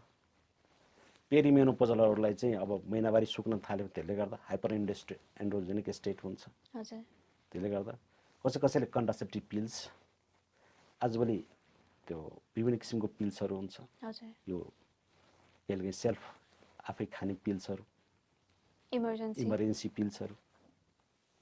इमर्जेन्सी पिल्सले गर्दाखेरि पनि अफ कोर्स, यस। सो 25 कटिसकेको व्यक्तिलाई पिम्पल्स आयो भने हामी लेबल गर्छौं एडल्ट फिमेल एक्ने। ओके। त्यो भनेको हर्मोनल एक्ने जसको फिचर्स के हुन्छ भन्दाखेरि बडी जलाइनमा बढी हुन्छ, हजुर, नेकसम्म आउँछ, पिरियड हुनुभन्दा अगाडि वा पिरियडको बेलामा झन् फ्लेयर अप हुन्छ है। त्यस्तो पिम्पल्सलाई हामी नर्मली उपचार गर्दैनौँ, त्यसको लागि छुट्टै हुन्छ। किन hormone as you mention hormonal acne भन्ने बित्तिकै हामी हर्मोनको इभ्यालुएसन गर्नुपर्छ। हिस्ट्री पहिला, यस, पहिला हिस्ट्री सुन्छौँ। मैले अघि भनेको कारणहरू हर्मोन कोलाई हुन्छ, त्यो कारण पत्ता लगाउँछौँ। कारण पत्ता लगाइसकेपछि ब्लड टेस्ट रिक्वायर्ड छ कि छैन, डिपेन्डिङ अन द ब्लड टेस्टको बेसिसमा अब किन आयो त्यसको उपचार गर्ने हो। जेनरली सिम्पल क्रिमले चाहिँ हर्मोनल एक्ने जाँदैन है, क्रिमले चाहिँ जाने सम्भावना एकदम कम हुन्छ। र एडल्ट फिमेल एक्ने अथवा हर्मोनल एक्ने को नराम्रो पार्ट के छ भन्दाखेरि जराभित्रसम्म हुन्छ, दाग र खत बस्छ। त्यही भएर यस स्केरी नट स्केरी इनफ्याक्ट त्यसको चाहिँ मैले भने नि रुट कज पत्ता लगाउनु पर्यो, उपचार गर्नु पर्यो। सो बेलेमा गर्यो भने चाहिँ यस, तर एउटा कुरा के बुझ्नुपर्छ भन्दाखेरि हर्मोनल एक्नेलाई लगाएर मात्रै सम्भव छैन है। No, you have to go for the oral treatment depending upon the lab report. Okay, that's very important. So यो सबै कुराको लागि त अभियसली डर्मेटलाई नै भेट्नु पर्यो, पर्ने त हो। तर बिचारा अब कोही कोही मान्छेले केही धेरै रेमेडीहरू युज गरेर आइराख्नुहुन्छ। एक्ज्याक्टली, कति डिआइवाइजहरू पनि फेमस छ। सो किचन इन्ग्रेडियन्टले गर्दाखेरि पनि हामी आफ्नो एक्ने पिम्पलहरू हटाउन सक्छौँ भनेर कति चाहिँ अब अर्ग्यानिक कुराहरू हो भनेर पनि कति बेच्नुहुन्छ होइन। कतिले चाहिँ फिजिकल स्क्रब पनि बेच्नुहुन्छ। सो मेरो चाहिँ फिजिकल स्क्रब युज गरेपछि झन् स्किन ब्यारियर चाहिँ मेरो ड्यामेज भएको जस्तो मलाई फिल भयो। एक्ज्याक्टली, मैले अघि पनि एक्सप्लेन गरेँ त्यो कुरा। हजुर, सो यो डिआइवाइजले एक्चुअली वर्क गर्छ किनभने अब दे एक्सप्लेन कि अब हनीमा यस्तो हुन्छ, लेमनमा भाइटामिन सी हुन्छ। सो यो कुराहरूले गर्दाखेरि चाहिँ साँच्चीकै काम गर्छ त? बिकज दे से कि यो साइड इफेक्ट्सहरू पनि हुँदैन यसमा। एज ए डक्टर मै के भन्नुपर्छ भन्दाखेरि म त एज ए डक्टर मैले त साइन्स बोल्ने हो नि। साइन्सले के भन्छ, अब यस हामीले चाहिँ एक्नेलाई हामीले माइल्ड क्लिन्जर युज गर्नु पर्यो, मोइस्चराइजर युज गर्नु पर्यो, कोमेडोलाइटिक युज गर्नु पर्यो। अब तपाईँले सोध्नुभएको कुरा डु इट योर सेल्फ, घरमा गर्ने कुरा के थियो त? आजभन्दा 20 वर्ष अगाडि घरमा के गर्नु चलन छ? Do improve your self first life style, exactly, rather than applying something होइन र? इन्टर्नल हेल्थ एक्ज्याक्टली, जस्तै वेट मेन्टेन गर्नु पर्यो, एक्सर्साइज गर्नु पर्यो। पहिला हामी फिजिकल एक्टिभिटी हिँड्थ्यौँ पहिला एटलिस्ट 20-30 मिनट्स। आजभोलि त राइड छ, विभिन्न किसिमको राइड एभाइलेबल छ होइन। सो सेडेन्ट्री ह्याबिट होइन, हामी फुर्सद भयो भने हिँड्दैनौँ हामी, rather you keep chatting in the mobile. हामीले ब्रेन पनि आँखा पनि एउटै ठाउँमा दिन्छौँ, फिजिकल एक्टिभिटी छँदै छैन। सो त्यसले गर्दा के भइरहेछ भन्दाखेरि तपाईँको जुन खाएको कुरा एकदम अकुमुलेट भइरहेछ, इनर्जी क्यालोरी एकुमुलेट भइरहेछ, त्यो कसरी निस्किन्छ त?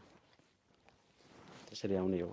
अरू कुरा चाहिँ तपाईँले जुन भन्नुभयो नि अब यो लगाउने, हनी लगाउने, यस अब पहिला थियो होला, जति बेला मेडिकल साइन्स थिएन गर्थ्यो होला, किनभने हनीमा पनि छ अब त्यो साइन्सले देखाएको छ, त्यसमा पनि एन्टिब्याक्टेरियल इफेक्ट हुन्छ, मोइस्चराइजिङ इफेक्ट हुन्छ है।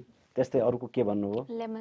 लेमनमा साइट्रिक एसिड हुन्छ, विच इज अ केरेटोलाइटिक कोमेडोलाइटिक इफेक्ट हुन्छ। तर कुन कन्सन्ट्रेसनमा छ?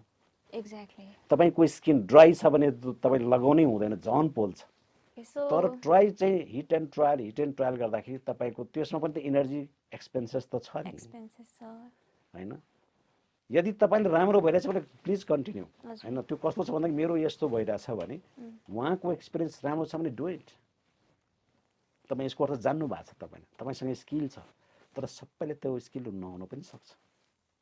एक्ज्याक्टली, त्यसले गर्दा रिस्क नलिनुहोस्, कहिलेकाहीँ यो बिग्रिन सक्छ। सो रिस्कमा लिनुभन्दा चिकित्सकीय सल्लाह लिएर उपचार गर्नुभयो भने तपाईँको इनर्जी, इफोर्ट र एक्सपेन्स तपाईँले सेभ गर्न सक्नुहुन्छ।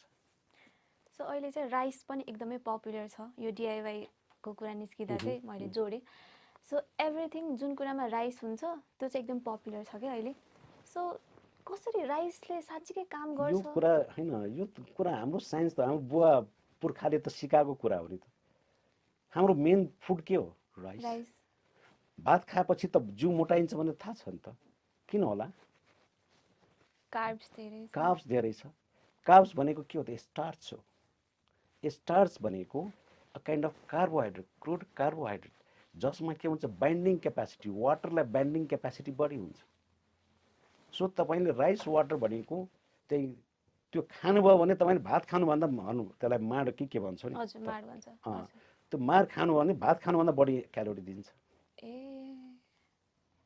हैन हजुर त्यस्तै तपाईले राइस वाटर भनेको त्यसमा बढी स्टार्च हुन्छ स्टार्च भयो कार्बोहाइड्रेट रिच कार्बोहाइड्रेट जसले वाटर मोलिकुल्सलाई जति वेट हुन्छ नि त्यसको 10 टाइम्स बढी वाटर मोलिकुल्सलाई बाइन्ड गर्छ भनेको रिहाइड्रेट गर्छ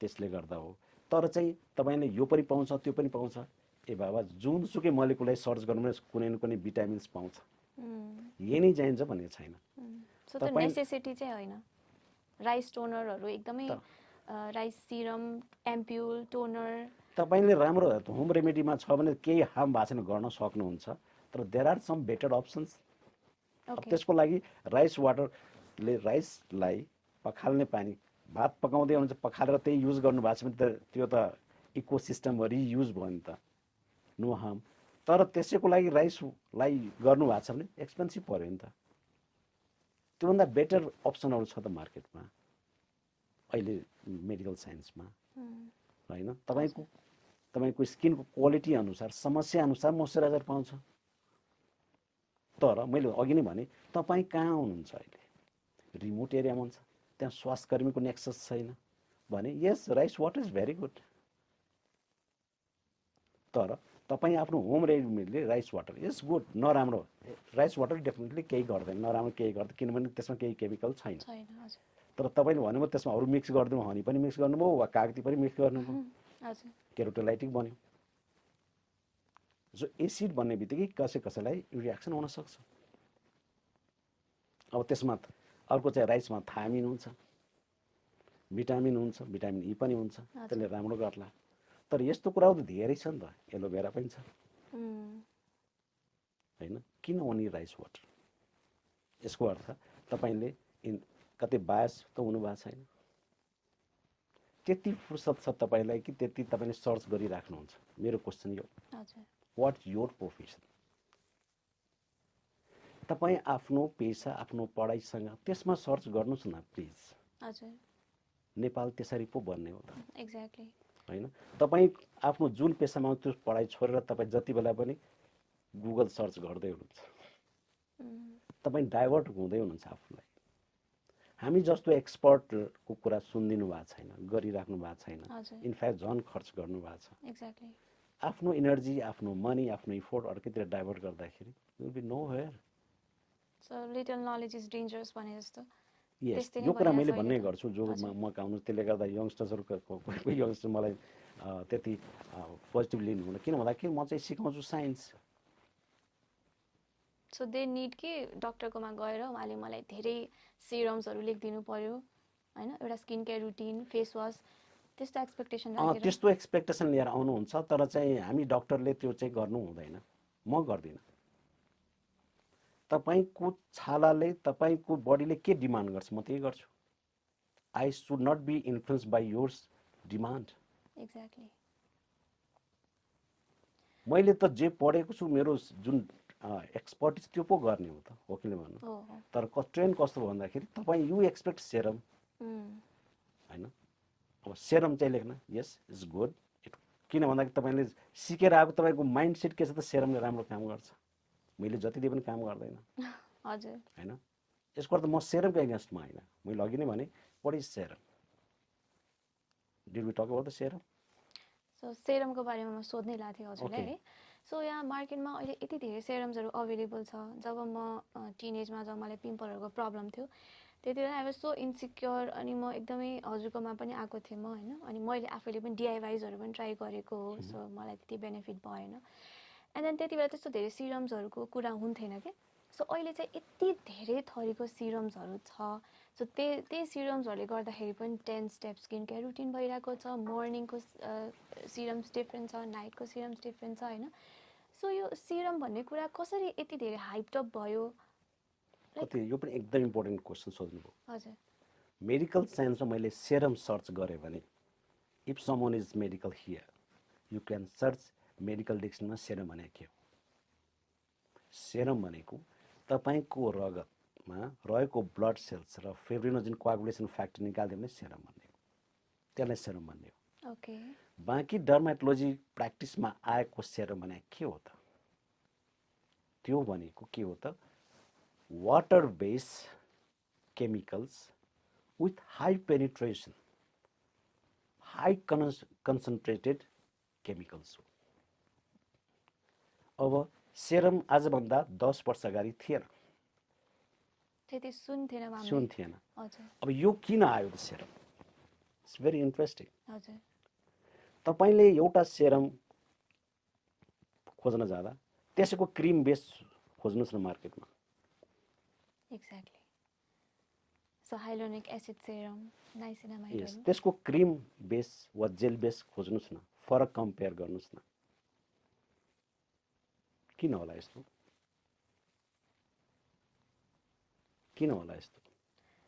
यो चाहिँ मैले अघि नै भने यसमा चाहिँ धेरै कुरा धेरै स्टेक होल्डरहरू हुन्छ कस्मेस्युटिकल्स फार्मास्युटिकल्स हैन स्किन केयर गर्ने व्यक्तिहरू हजुर ब्युटी एन्ड ब्युटी केयर गर्ने व्यक्तिहरू प्लस मेडिकल प्रोफेसनल्स आज संसारमा एफडीए एप्रुभ सेरम र यो मेडिकल साइन्सले यो सेरम लगाएको मैले कति पनि पाएको छैन डर्मेटोलोजी साइन्समा कतै पनि सिरम नै छैन तर serum So it's so hyped up, है nationally, internationally, yes, everywhere. किन भयो यस्तो यही कुरा coming to the point serum भन्ने बित्तिकै तपाई स्किन प्रोडक्टको सेरम भन्ने बित्तिकै ओभर द काउन्टर प्रोडक्ट हो तपाईले त्यही भिटामिन सी क्रिम लिन जानुस् तपाईले पाउनुहुन्न बजारमा युएस मा Really? Yes. Oh my god. किन त्यही नाइसिनामाइड तपाईले क्रिम खोज्न जानुस् अमेरिकामा किन्न पाउनुहुन्न It has to be prescribed by the dermatologist. So आफै किन्न मिलेन Oh my god. त्यही कुरा सेरममा खोज्न जानुभयो you will have hundreds of options. So it's easy. It's easy, it's expensive. Expensive. अब यसमा चाहिँ के हो त भन्दाखेरि एक्सपेन्सिभ किन भयो त त्यही मोलिकुल डक्टरले मात्र लेख्न पाउने त्यही कुरा सेरममा आयो भने चाहिँ ओभर द काउन्टर किन बन्यो होला नो आइडिया हैन किन भन्दाखेरि दुई तीनवटा कुराहरू छ सेरम भने अघि नै भने with high penetration high concentrated low molecule तत्त्व हो वाटर बेसको फास्ट एब्जर्प्सन हुन्छ बनाउने टेक्नोलोजी एक्सपेन्सिभ हुन सक्छ होला तर बडी चाहिँ के त एडभर्टिजमेन्ट हो ओके बडी एडभर्टिजमेन्ट है र त्यो चाहिँ फास्ट एक्सन गर्छ भन्ने बुझाइ छ किन भन्दाखेरि हाई कन्सन्ट्रेसन छ हाउ दे मार्केट इज तपाईले कुनै पनि सेरम हाई कन्सन्ट्रेसनमा हुन्छ त्यो विथ त्यसमा चाहिँ के मिसिएको हुन्छ भन्दाखेरि पेनिट्रेसन इन्हान्सर छाला भित्र कोष भित्र पस्नको लागि सेल मेम्ब्रेनलाई टेदर गरेर ड्यामेज गरेर भित्र छिर्नको लागि दिएको केमिकल हुन्छ भनेपछि यो सेरम भनेको के त भन्दाखेरि यो डाक्टर भन्दा पनि ओभर द काउन्टर प्रोडक्ट हो इन्स्ट्यान्ट रिजल्टको लागि हामी त्यो बुझ्छौँ सो इन्स्ट्यान्ट इफेक्ट चाहिँ दिने भयो तर लङ टर्मको लागि इन्स्ट्यान्ट रिजल्ट त्यो पनि त लेस देन 3 वीक्समा त आउँदैन सो कुनै पनि सिरमले अहिले 7 डेजमा काम गर्छ भनेर पनि छ नि त सो मलाई त लाग्दैन गर्दैन त्यो भनेको ग्यारेन्टीका साथ यो गरे जस्तै भयो ओभर क्लेमिङ भयो so it needs 3 weeks at least 3 weeks okay हैन अब त्यही कुरा मैले भने सेरम भनेको वाटर बेस भयो क्रिम बेस भनेको ओइल बेस भयो तपाईले सेरम लगाउनुहुन्छ लगाएपछि फेरि मोइस्चराइजर लगाउनु भयो त्यही कुरा क्रिम बेसको मेडिकली एप्रुभड कन्सल्टेसनमा पाउनुहुन्छ, प्रिस्क्राइब बाइ द डक्टर्स, अनि कस्ट चाहिँ 1/3 1/4 पर्छ, एकदमै सस्तो पर्छ भने which one is good? तर आजभोलि वर्ल्ड नै कस्तो छ त बिजनेस बेस छ. So I will not say it's wrong, but तपाईँको अब कोही कोहीले भन्छ डाक्टर साहब मलाई यो क्रिम लगाएपछि मलाई पच्दै पर्दैन, किनभने they have already search it, चित्तै बुझ्दैन, माइन्डसेट त्यस्तै छ. अब त्यसमा पनि हाम्रो डाक्टर साहबहरू पनि कोही कोही लेख्नुहुन्छ, माइन्डसेट त्यस्तै छ भने अब त्यो छ. अब अहिले हाम्रो बाइबल, महाभारत रामायण र कुरान जस्तै हाम्रो बाइबल बनेको रुक्स बुक्स हो, त्यसमा सेरोमनी वर्ड लेखा छैन डर्मेटोलोजी, कतै पनि छैन. Oh my god. मेडिकल हजुर कतिले चाहिँ फेरि डर्मेटोलोजिकली टेस्टेड हो भनेर पनि सिरम बेच्नुहुन्छ नि, त्यो मलाई थाहा छैन. सो किनभने अहिले त्यस्तो हो भने त हाम्रो बुकमा त हुन्थ्यो नि त. एक्ज्याक्टली. हाम्रो कस्मेस्युटिकल फार्मास्युटिकल यो फार्मेसीमा बुकमा त हुनु पर्थ्यो नि त. छैन कतै पनि. आउन सक्छ भोलि पर्सि, त्यो अर्कै कुरा हो. टिल डेट चाहिँ छैन, जुन हिसाबको हाइप छ त्यो हिसाबको छैन. ओके. सो अहिले चाहिँ यो ग्लुटाथाइन पनि एकदमै ट्रेन्डिङ टपिक हो है वाइटनिङको लागि. सो कति डक्टर्सहरूले पनि ग्लुटाथाइन को ड्रिपहरू दिइरहेको भिडियोजहरू पनि राख्नुहुन्छ, इन्टरनेटमा एकदमै ट्रेन्डिङ छ. सो ग्लुटाथाइनको ट्याब्लेट फर्ममा पनि एकदमै इजिली ग्लुटाथाइनको ट्याब्लेटहरू भाइटामिन सी को लिनुहुन्छ कि. So is it safe to use exactly. यही सेसनमा यो रिसेन्टली मार्चमै अमेरिकन एकाडेमी अफ डर्मेटोलोजीबाट सेसन एटेन्ड गरेको थिएँ. सो मच डिबेटेबल टपिक्स है. What is glutathione? ग्लुटाथायोन भनेको के हो? ग्लुटाथायोन भनेको एक किसिमको एन्टिअक्सिडेन्ट हो. अर्को भाषामा भन्दा व्हाट इज एन्टिअक्सिडेन्ट? हाम्रो शरीरको नित्य क्रियाकर्म, मेटाबोलिजम, क्याटाबोलिजम भनौँ. हामी यहाँ सास लिइरहेछौँ, खाना खाइरहेछौँ, त पाचन क्रिया भइरहेछ, सास लिइरहेछौँ, अक्सिजन गइरहेछ, त्यसको इन प्रोडक्ट पनि छ नि त, नेसेन्ट अक्सिजन, हाइड्रोजन छ. हाम्रो शरीरमा पनि इन प्रोडक्टहरू त्यसले नराम्रो असर गरिरहेको हुन्छ, त्यसलाई भन्छ अक्सिडेटिभ स्ट्रेस. त्यसलाई न्युट्रलाइज गर्नको लागि एन्टिअक्सिडेन्ट दिन्छौँ. जस्तै कुनै पनि मेसिनलाई काम गर्नको लागि इन प्रोडक्ट छ नि त, डिजल पेट्रोल इन्जिनको कम्बसन पोल्युसन त छ नि. त्यस्तै हाम्रो जिउमा पनि सिस्टममा चाहिँ क्याटाबोलिजम, मेटाबोलिजम भइरहेछ, त्यसको पनि इन प्रोडक्ट छ. त्यो इन प्रोडक्ट जिउमा बढी भयो भने के हुन्छ? त्यसले एजिङ प्रोसेसलाई बढाउँछ. त्यसलाई न्युट्रलाइज गर्नको लागि एन्टिअक्सिडेन्ट इफेक्ट औषधिहरू छन् बजारमा. त्यसमध्ये एउटा हो ग्लुटाथायोन. त्यसमा ग्लुटामिन, ग्लाइसिन एन्ड सिस्टिन भन्ने हुन्छ. ट्रिपल पेप्टाइड्स हो, जसले के गर्छ त एन्टिअक्सिडेन्टको काम गर्छ. प्लस भनिन्छ यो चाहिँ अर्को कुरा चाहिँ छालालाई उज्यालो भन्दा पनि पेल बनाउँछ. तपाईँको पिगमेन्ट कालोलाई घटाउने हो, टाइरोसिनेज इन्हिबिटर हो. तर त्यसको साथसाथै यसले के गर्छ त हाम्रो छालालाई रङ दिने भनेको युमेलानिन. युमेलानिन भनेको डार्क ब्राउन कलर, गहुँ वर्ण बनाउने कलर हो त्यो युमेलानिन. त्यसलाई चाहिँ फ्युमेलानिनमा कन्भर्ट गरिदिन्छ, येलोइसमा कन्भर्ट गरिदिन्छ. खाउन्जेलसम्म नट तपाईँको कालो दाग, तपाईँ पुरै जिउलाई तपाईँलाई पेल बनाइदिन्छ है, खाउन्जेल लगाउन्जेलसम्म. त्यसले चाहिँ यसलाई फ्युमेलानिन भन्छ. सो यसको इफेक्ट चाहिँ राम्रो पार्ट के छ भन्दाखेरि एन्टिअक्सिडेन्ट, मसल्सलाई राम्रो भनिन्छ. इभन कलर, स्किन कलरलाई पनि राम्रो मानिन्छ. तर ओरल ग्लुटाथायोनको साइड इफेक्ट त्यति छैन. कहिलेकाहीँ ब्लोटिङ हुने, स्टोमक पेन हुने, त्यति मात्रै हो. कहिलेकाहीँ हाइपोटेन्सन हुने, कसैलाई नपच्न पनि सक्छ. तर बढी आइभी ग्लुटाथायोन, इन्जेक्टेबल ग्लुटाथायोन चाहिँ डिबेटेबल हो. एफडिएले वार्न नै गरिसकेको छ. फुड ड्रग एडमिनिस्ट्रेसन युएसले रेड फ्ल्याग नै भनेको छ. IV glutathione should not be used long टर्ममा. तपाईँले किनभने एक किसिमको यो पाउडर फर्म हो, यसले चाहिँ किडनीमा गएर डिपोजिट गर्न सक्छ.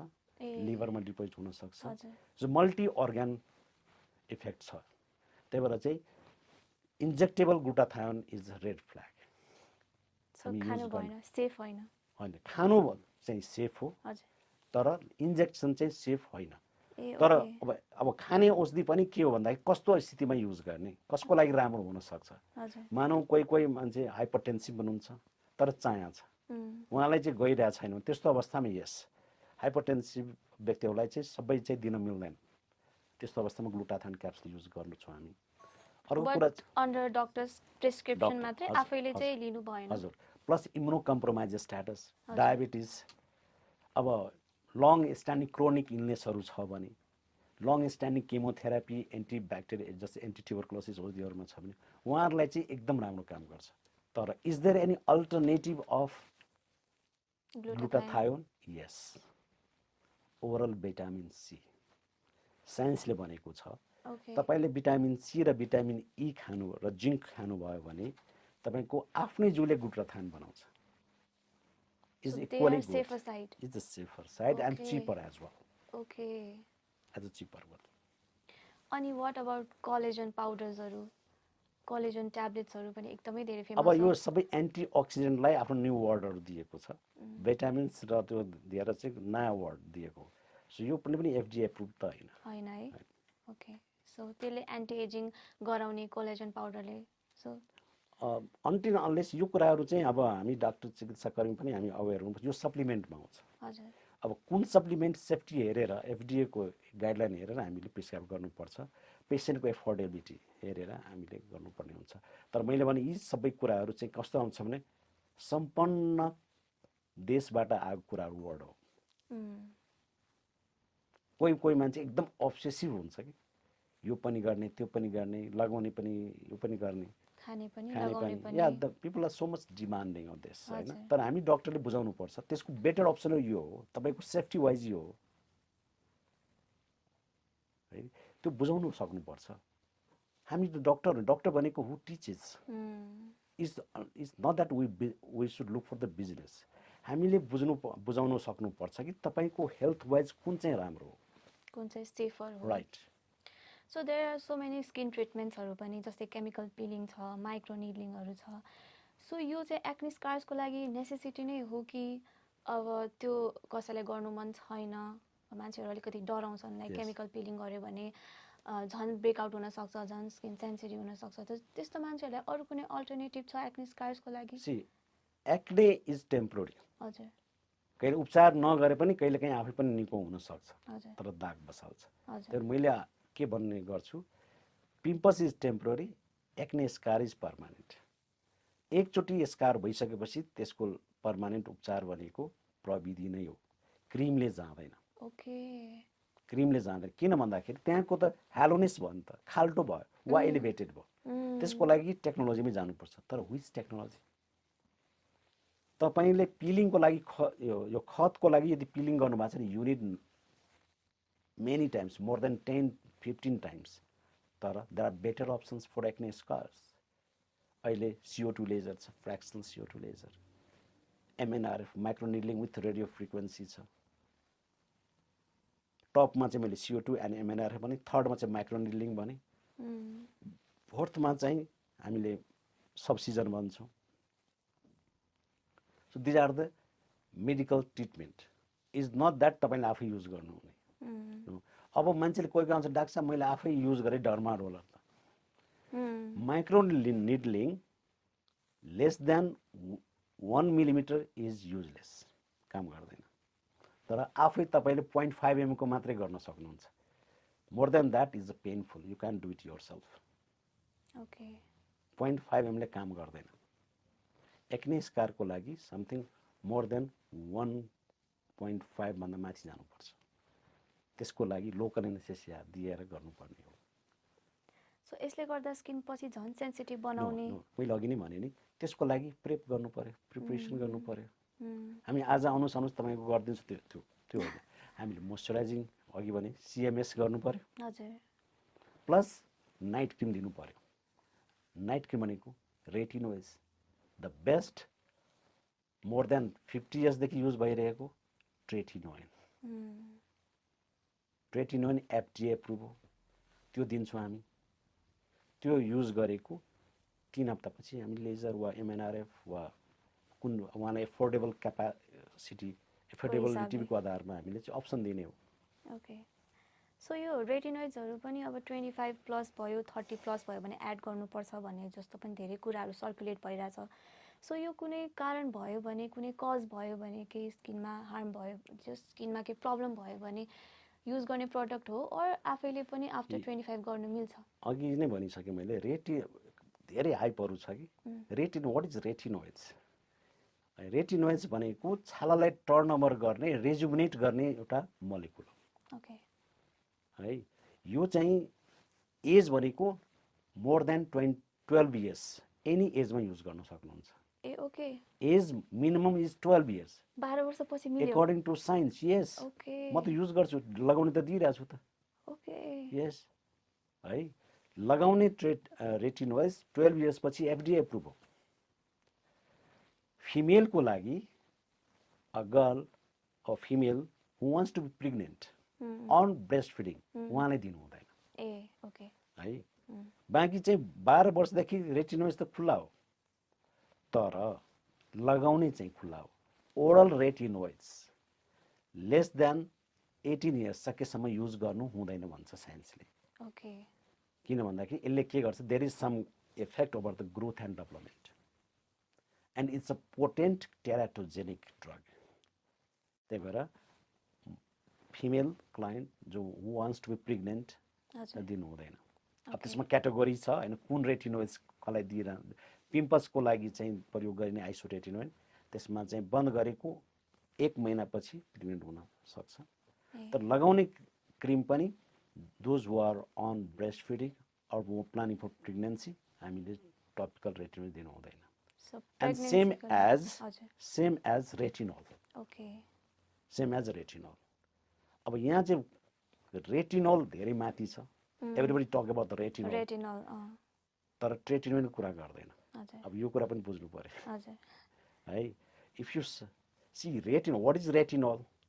Retinol are very superficial retinoids which act only upper layer of the skin, only first 2 layers.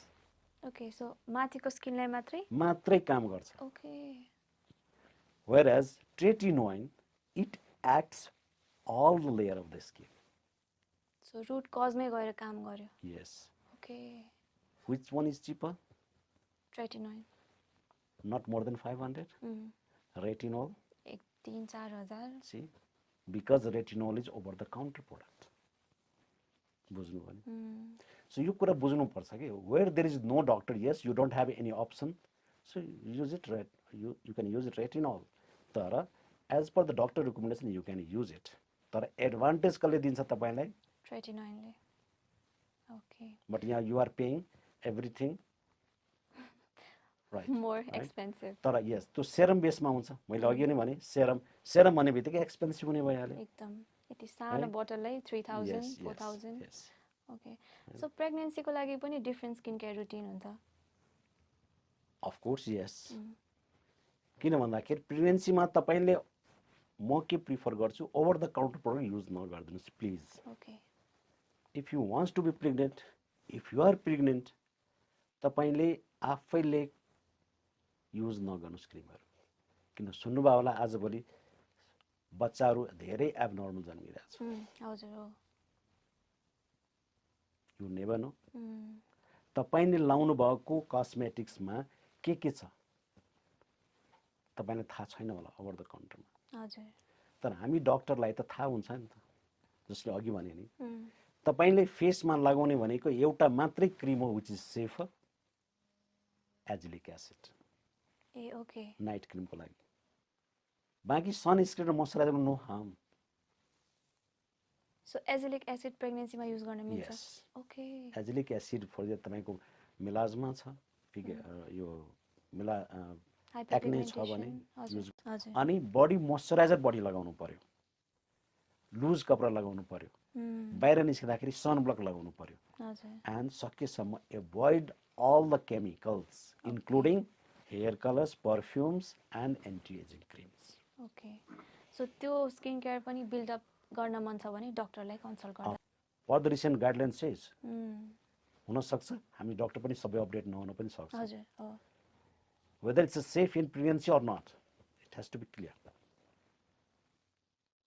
Okay so कतिलाई चाहिँ अब यति धेरै जस राम्रो राम्रो डक्टरहरू जस्तै अब क्युटिस केयरकै कुरा गरौँ न हैन यति धेरै भिड हुन्छ कि अनि पिपल आर सो फ्रस्ट्रेटेड कुर्नु पर्यो वेटिङ गर्नु पर्यो भनेर हैन अनि लाइकवाइज अरू पनि कतिपय हस्पिटल्सहरूमा एकदमै धेरै भिड हुन्छ क्या सो त्यसमा चाहिँ एकदमै धेरै फ्रस्ट्रेसन भइरहेको हुन्छ सो इन क्युटिस केयरकै कुरा गरौँ हैन सो तपाईँहरूले चाहिँ त्यस्तोलाई कसरी ह्यान्डल गर्ने गर्नुभएको छ किनभने पेसेन्टहरूलाई चाहिँ एकदमै अलरेडी उनीहरूको माइन्डसेटै कस्तो भइरहेको हुन्छ भने अब म डक्टरकोमा जाँदैछु I am paying something so म चाहिँ छिटो पालो आउनु पर्यो मेरो चाहिँ कुरा सुनिदिनु पर्यो हैन बट लाइक अब अ गुड डक्टरसँग त धेरै पेसेन्ट फ्लो हुन्छ हैन सो त्यस्तो फ्रस्ट्रेसन हुन्छ कति चाहिँ अब अलिक त्यस्तै खालको एक्सपिरियन्स पनि भयो होला हस्पिटलमा हैन मेरो पालो यस्तो यस्तो भने कति कुराहरू भइ नै रहेको हुन्छ सो त्यस्तो कुराहरूलाई चाहिँ कसरी डिल गर्ने गरेको छ क्युटिस केयरले चाहिँ म चाहिँ आफ्नो कुरा गर्छु हजुर डक्टर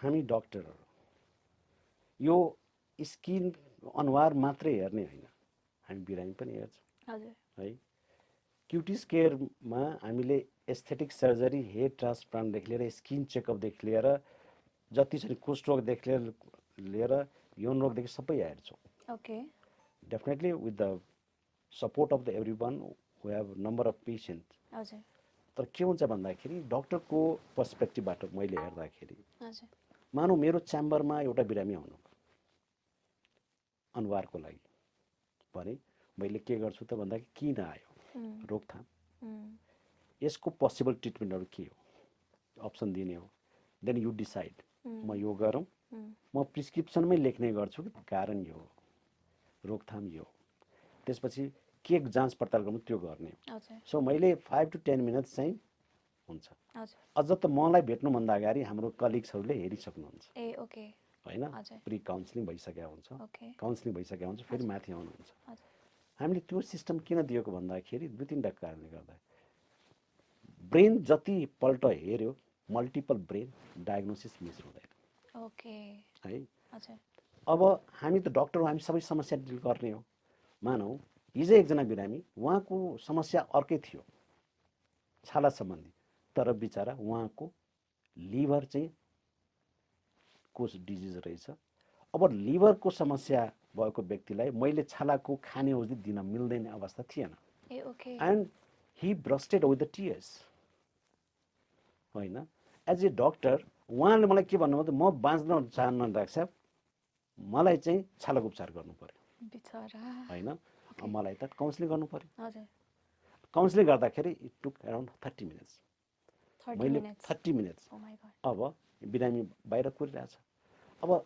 एस्थेटिक प्र्याक्टिसमा के हुन्छ मैले 5 to 10 मिनट्समा यति हुन्छ तर कुनै रोगीलाई मैले बुझाउँदैछु वा उहाँको फेसमा त कसैको प्राइभेट पार्टको समस्या हुनसक्छ कसैको खुट्टाको हुन्छ कसैको कम्मर हुन्छ मैले अर्को रुममा अनड्रेस गरेर हेर्नुपर्ने हुन्छ विथ एउटा अर्को एसिस्टेन्ट राखेर so it's all time consuming होइन त्यही भएर चाहिँ हाम्रो डक्टरको एपोइन्टमेन्ट कहिलेकाहीँ ठ्याक्कै नहुन यो टिकट काटे जस्तो नहुन सक्छ किन भन्दाखेरि इज अ भेरी यो जति हाम्रो आर्टिफिसियल इन्टेलिजेन्स डेभलप भए पनि यसलाई ट्याकल गर्न सक्दैन किन भन्दा डायग्नोसिस बेस हो किन हामीले हेरेर डायग्नोसिस गर्ने हिस्ट्री सुनेपछि हिस्ट्री एक्जामिनेसन गरिसकेपछि लास्टमा हामी डायग्नोसिस लिन्छौँ इन्भेस्टिगेसन लेख्छौँ इन्भेस्टिगेसन लेखिसकेपछि रिपोर्ट आएपछि फेरि बुझाउनु पर्यो औषधि लेख्नु पर्यो so is a tedious work multiple steps त्यसले गर्दा टाइम लाग्छ अर्को कुरा के छ भन्दाखेरि हाम्रो क्लिनिकमा दुईवटा सिफ्ट छ एउटा 8 to 1 अर्को 2 to 6 वा 7 भनौँ जसको मर्निङमा आउने हो उहाँ आइदिनुहुन्न अनि किन भन्दाखेरि अफिस जाने टाइम हुन्छ बच्चाहरू स्कुल पठाउनु पर्ने हुन्छ अनि जब 11 बज्यो नि बच्चाहरूलाई स्कुल पठाएर फेरि आउनुहुन्छ वा 3 बजेदेखि एकैचोटि के हुन्छ within half an hour around rush of the patient 50 entry हुन्छ अब इमेजिन गर्नु 50 पेसेन्ट मेरो एकैचोटि इन्ट्री भयो भने एट द सेम टाइम मलाई कसैको कोठी निकाल्नु पर्ने, हजुर कसैको कपालमा जाँच गर्नुपर्ने, मेसिन ल्याउनु पर्ने, हजुर यता हेयर ट्रान्सप्लान्ट भइरहेको हुन्छ, उता लेजर पनि भइरहेको हुन्छ। सो मल्टिटास्क हामी गरिरहेको हुन्छौँ विथ द 4 डर्मेटोलोजिस्ट। सँगसँगै काउन्सिलिङ पनि गरिराख्नु पर्यो हजुर होइन। अनि हामीले अप्सन चाहिँ के दिएको छु, इफ यु आर इन हरी, अब मेरो 90% मेरो नाम सुनेर आउनुहुन्छ, थ्याङ्क यू भेरी मच, मलाई ट्रस्ट गरेर आउनुहुन्छ। तर इफ यु आर इन हरी, त्यहाँ देयर आर अप्सन्स, हाम्रो कलिग्सहरू हुनुहुन्छ त्यहाँ मात्रै चेकअप गराएर तपाईँले प्रोसिड गर्न सक्नुहुन्छ। Ah okay. तर म कहाँ भेट्नलाई त धेरैजनाले धेरै दिन कुरेर आउनुहुन्छ भने मैले मसँग आउने व्यक्तिलाई त मैले सबै कुरा हेरेर पो मैले डिस्प्याच गर्ने हो त। कसैले त मलाई भेट्न स्पेसली मलाई नै आइरहेछ भने त मैले उहाँलाई एडिक्वेट टाइम दिनु पर्यो नि त होइन। टाइम दिएर अनि मैले डिस्प्याच गर्ने हो। अर्को जस्तै साराजी आउनुभयो, फर्स्ट डेमा मैले पुरै काउन्सिलिङ गरेँ, सेकेन्ड डेमा तपाईँ फलोअप गर्नु, oh doctor I am very good fantastic result. त्यसपछि थ्याङ्क यू भेरी मच, म प्लिज हामी थ्याङ्क यू भनेर औषधि लेख्छौँ अनि डिस्प्याच गर्छौँ, nothing to do. So follow up बिरामीमा हामीले हार्डली 5 मिनट्समा डिस्प्याच हुन्छ, नयाँ बिरामीमा टाइम बढी लाग्छ। सो हामीले के बुझ्नु पर्यो भने कुनै पनि बिजी प्र्याक्टिसनर कहाँ जाँदाखेरि, एज म पनि कुनै डक्टर कहाँ जाँदाखेरि मैले सेड्युल गरेर जान्छु, एटलिस्ट 2 आवर्स 3 आवर्स। ए ओके। सो टाइम छुट्याएर लानु। अर्को कुरा के टिप्स लिन सक्नुहुन्छ कि हाम्रो क्लिनिकमा चाहिँ कि सुरुमै आउनुहोस्, अघि भने बिहानको सिफ्ट, कि लेटमा आउनुहोस्। Okay, that's how you can avoid the रस। ओके होइन। अर्को कुरा के भन्दाखेरि तपाईँ अब डक्टर भनेको पनि मान्छे हो नि होइन।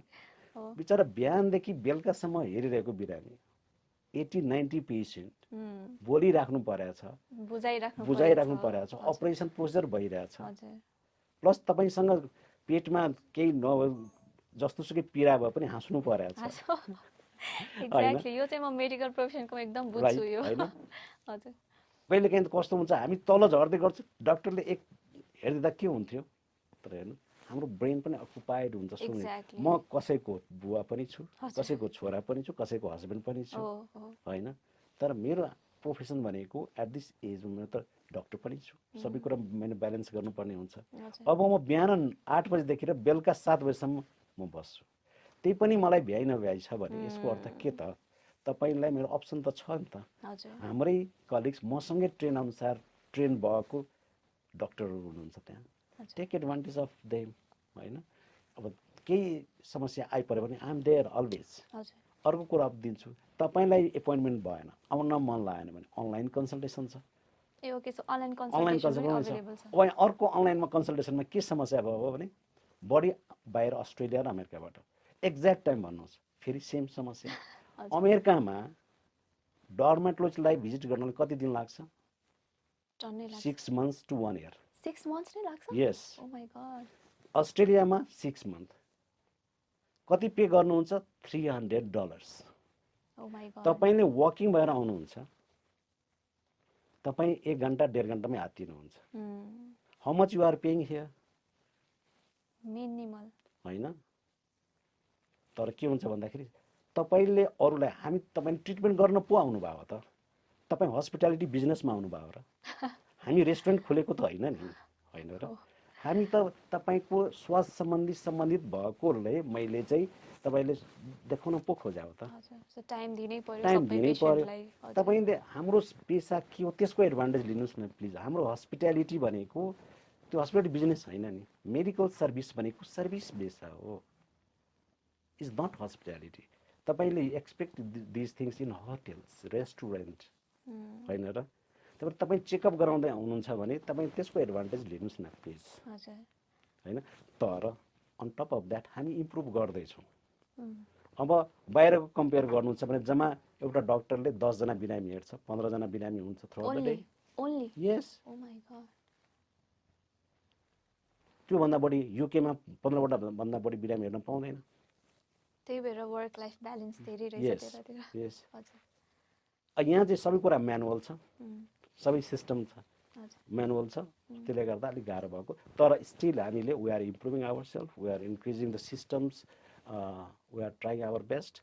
तर मेरो रिक्वेस्ट के छ भन्दाखेरि यदि आई एम सो सरी 2 घन्टा सकेसम्म हाम्रो एक्सपेक्टेसन विदिन 3 to 6 मन्थमा 45 मिनट्समा झार्ने छ। हजुर 45 मिनट जाने बित्तिकै हुनसक्छ मेरो एपोइन्टमेन्टले झन् टाइट हुनसक्छ होइन, तर मेरो एपोइन्टमेन्टमा आइसकेपछि म टाइम कम्प्रोमाइज गर्दिनँ न। जसरी तपाईँसँग म कुरा गरिरहेको छु म त्यस्तै रिल्याक्स गरेर बिरामीसँग कुरा गर्छु होइन। कम्फर्टिङ डायग्नोसिस नहुन्जेलसम्म उपचारको सेटिस्फ्याक्सन लेभल नहुन्जेलसम्म छोड्दिनँ। ओके।